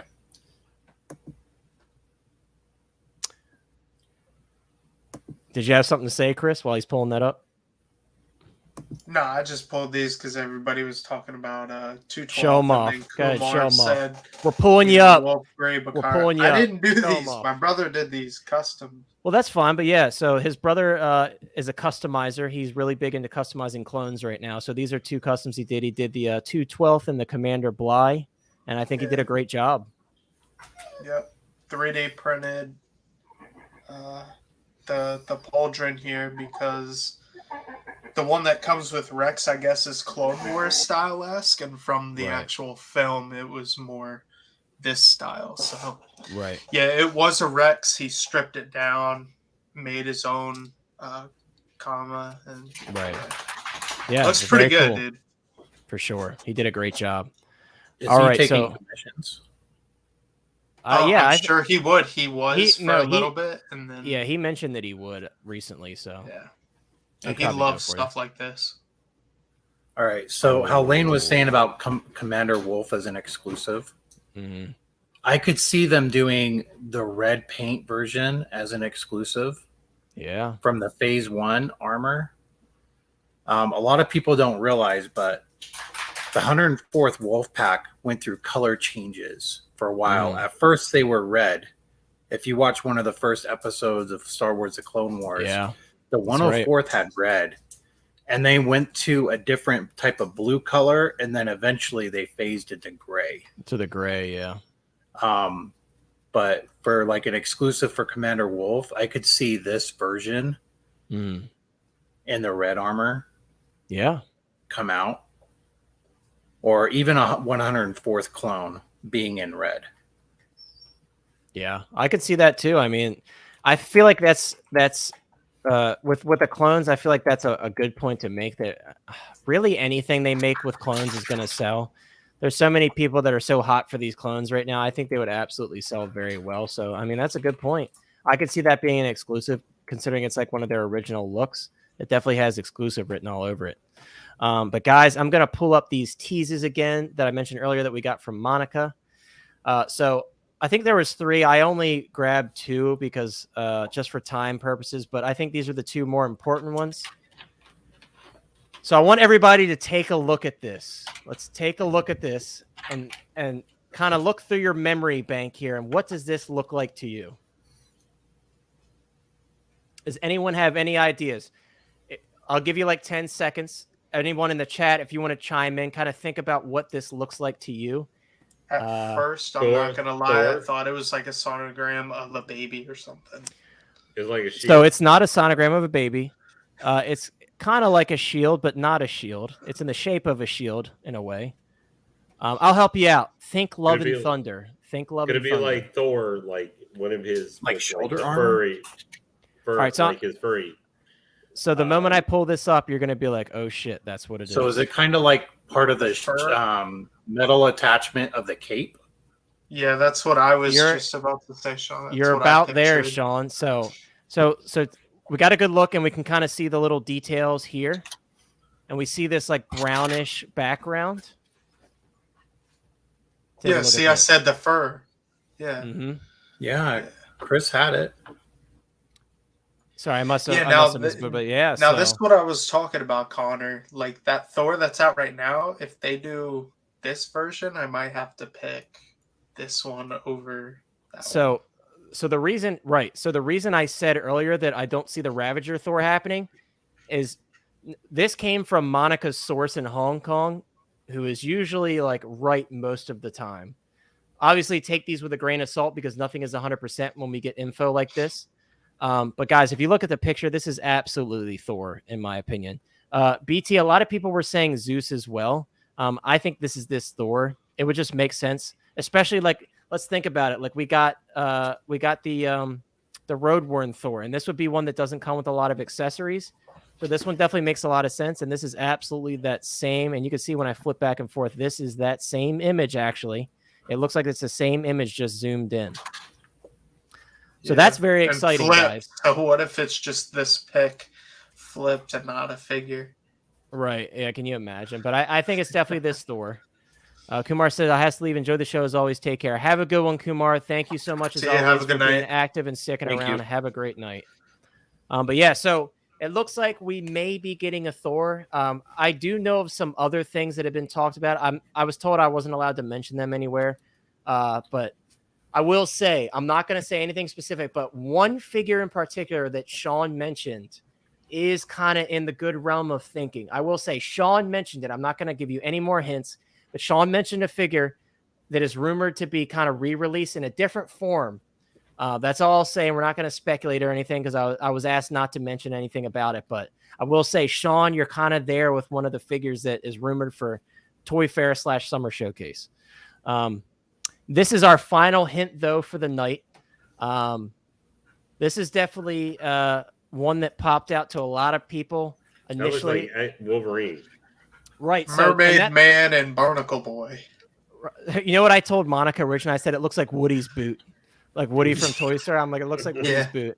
No, that's like X-Men Wolverine 90s animated series. Right, exactly. So this looks like the original animated Wolverine, and I think yesterday on Nate's stream, Oiler's Workshop brought up a really good point. He was saying that it was actually supposed to be a scene with this comic inspired Wolverine in the scene where Doctor Strange and America Chavez were flying through the different universes. Yeah. They were supposed to land in like that primitive realm, and you were going to see Wolverine appear briefly in that scene, but they ended up cutting it out because they didn't have the time to work on it. So, guys, we may see a comic inspired. Yeah, we may see a comic inspired Wolverine from Hot Toys. Again, take this with a grain of salt. This is all we have. But I definitely wanted to share it with you all just so we can kind of theorize and get an idea of what we're going to be seeing there. But that about wraps it up. Does anybody else here have anything they would like to say before we close out the stream? Again, guys, thank you so much for being here. If you aren't subscribed or if you haven't liked the stream, please like and subscribe. Of course, check out all of our friends that are listed in the description. Collecting Madness, as always. We appreciate him being here, as well as Sean and Lane. It's great to have them on our permanent panel. But check out all the links in the description. I've got links if you would like to support us on the channel. In a small way, I've got referral links for Sideshow for all of the newer figures that have been mentioned. So definitely check those out if you want a direct link to those figures and if you want to help me out a little bit because I have to spend all this money for buying these figures. Eventually, we'll have everybody's referral links in there.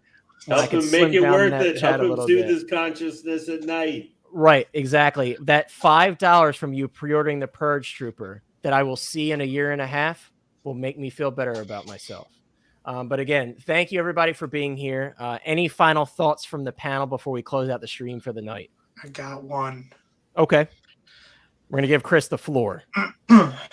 There's always madness in love. And here it is. Yes, we love collecting. Woo! Oh, and check out. So Chris actually did just put up a review recently of not only the T-1000, the Terminator set, but he did put up a review of the Obi Wan Deluxe, and I think he did a great job. So definitely check out those videos, show him some love, drop a like, subscribe if you haven't already. I'm glad Furbo lasted to the end to see Chris do his famous tagline. He said, I love collecting madness. Yeah, for sure. But anybody else have anything to say before we close out for the night? You know, only collect what you can. Don't go out of your way and don't let your collection run your life. For sure. And take our opinions as opinions. If there's something that you like and you have your eye on it, make your own decision. You know what I mean? Our decision is not law. Our opinion is not law. Make your own decision. Collect what you like at the end of the day. So again, that goes for the in-art products too. I know we were kind of bashing on the price a little bit, but if it's something you want and it's of a character you enjoy, definitely spend your money where you feel it is just best playing spent. your money out if you're going to. Thank you for both. all For these sure. things. For sure. Yep. Everybody have a great night. We will be live again next Thursday as usual. I did put up quite a few videos in the past week or so. So if you haven't checked out the most recent cop or flop videos, head over to the channel. And if you are watching this on replay, thank you for checking out the video. And again, drop a like on the stream and subscribe if you have not subscribed already. But have a great night, everybody. We'll see you next week.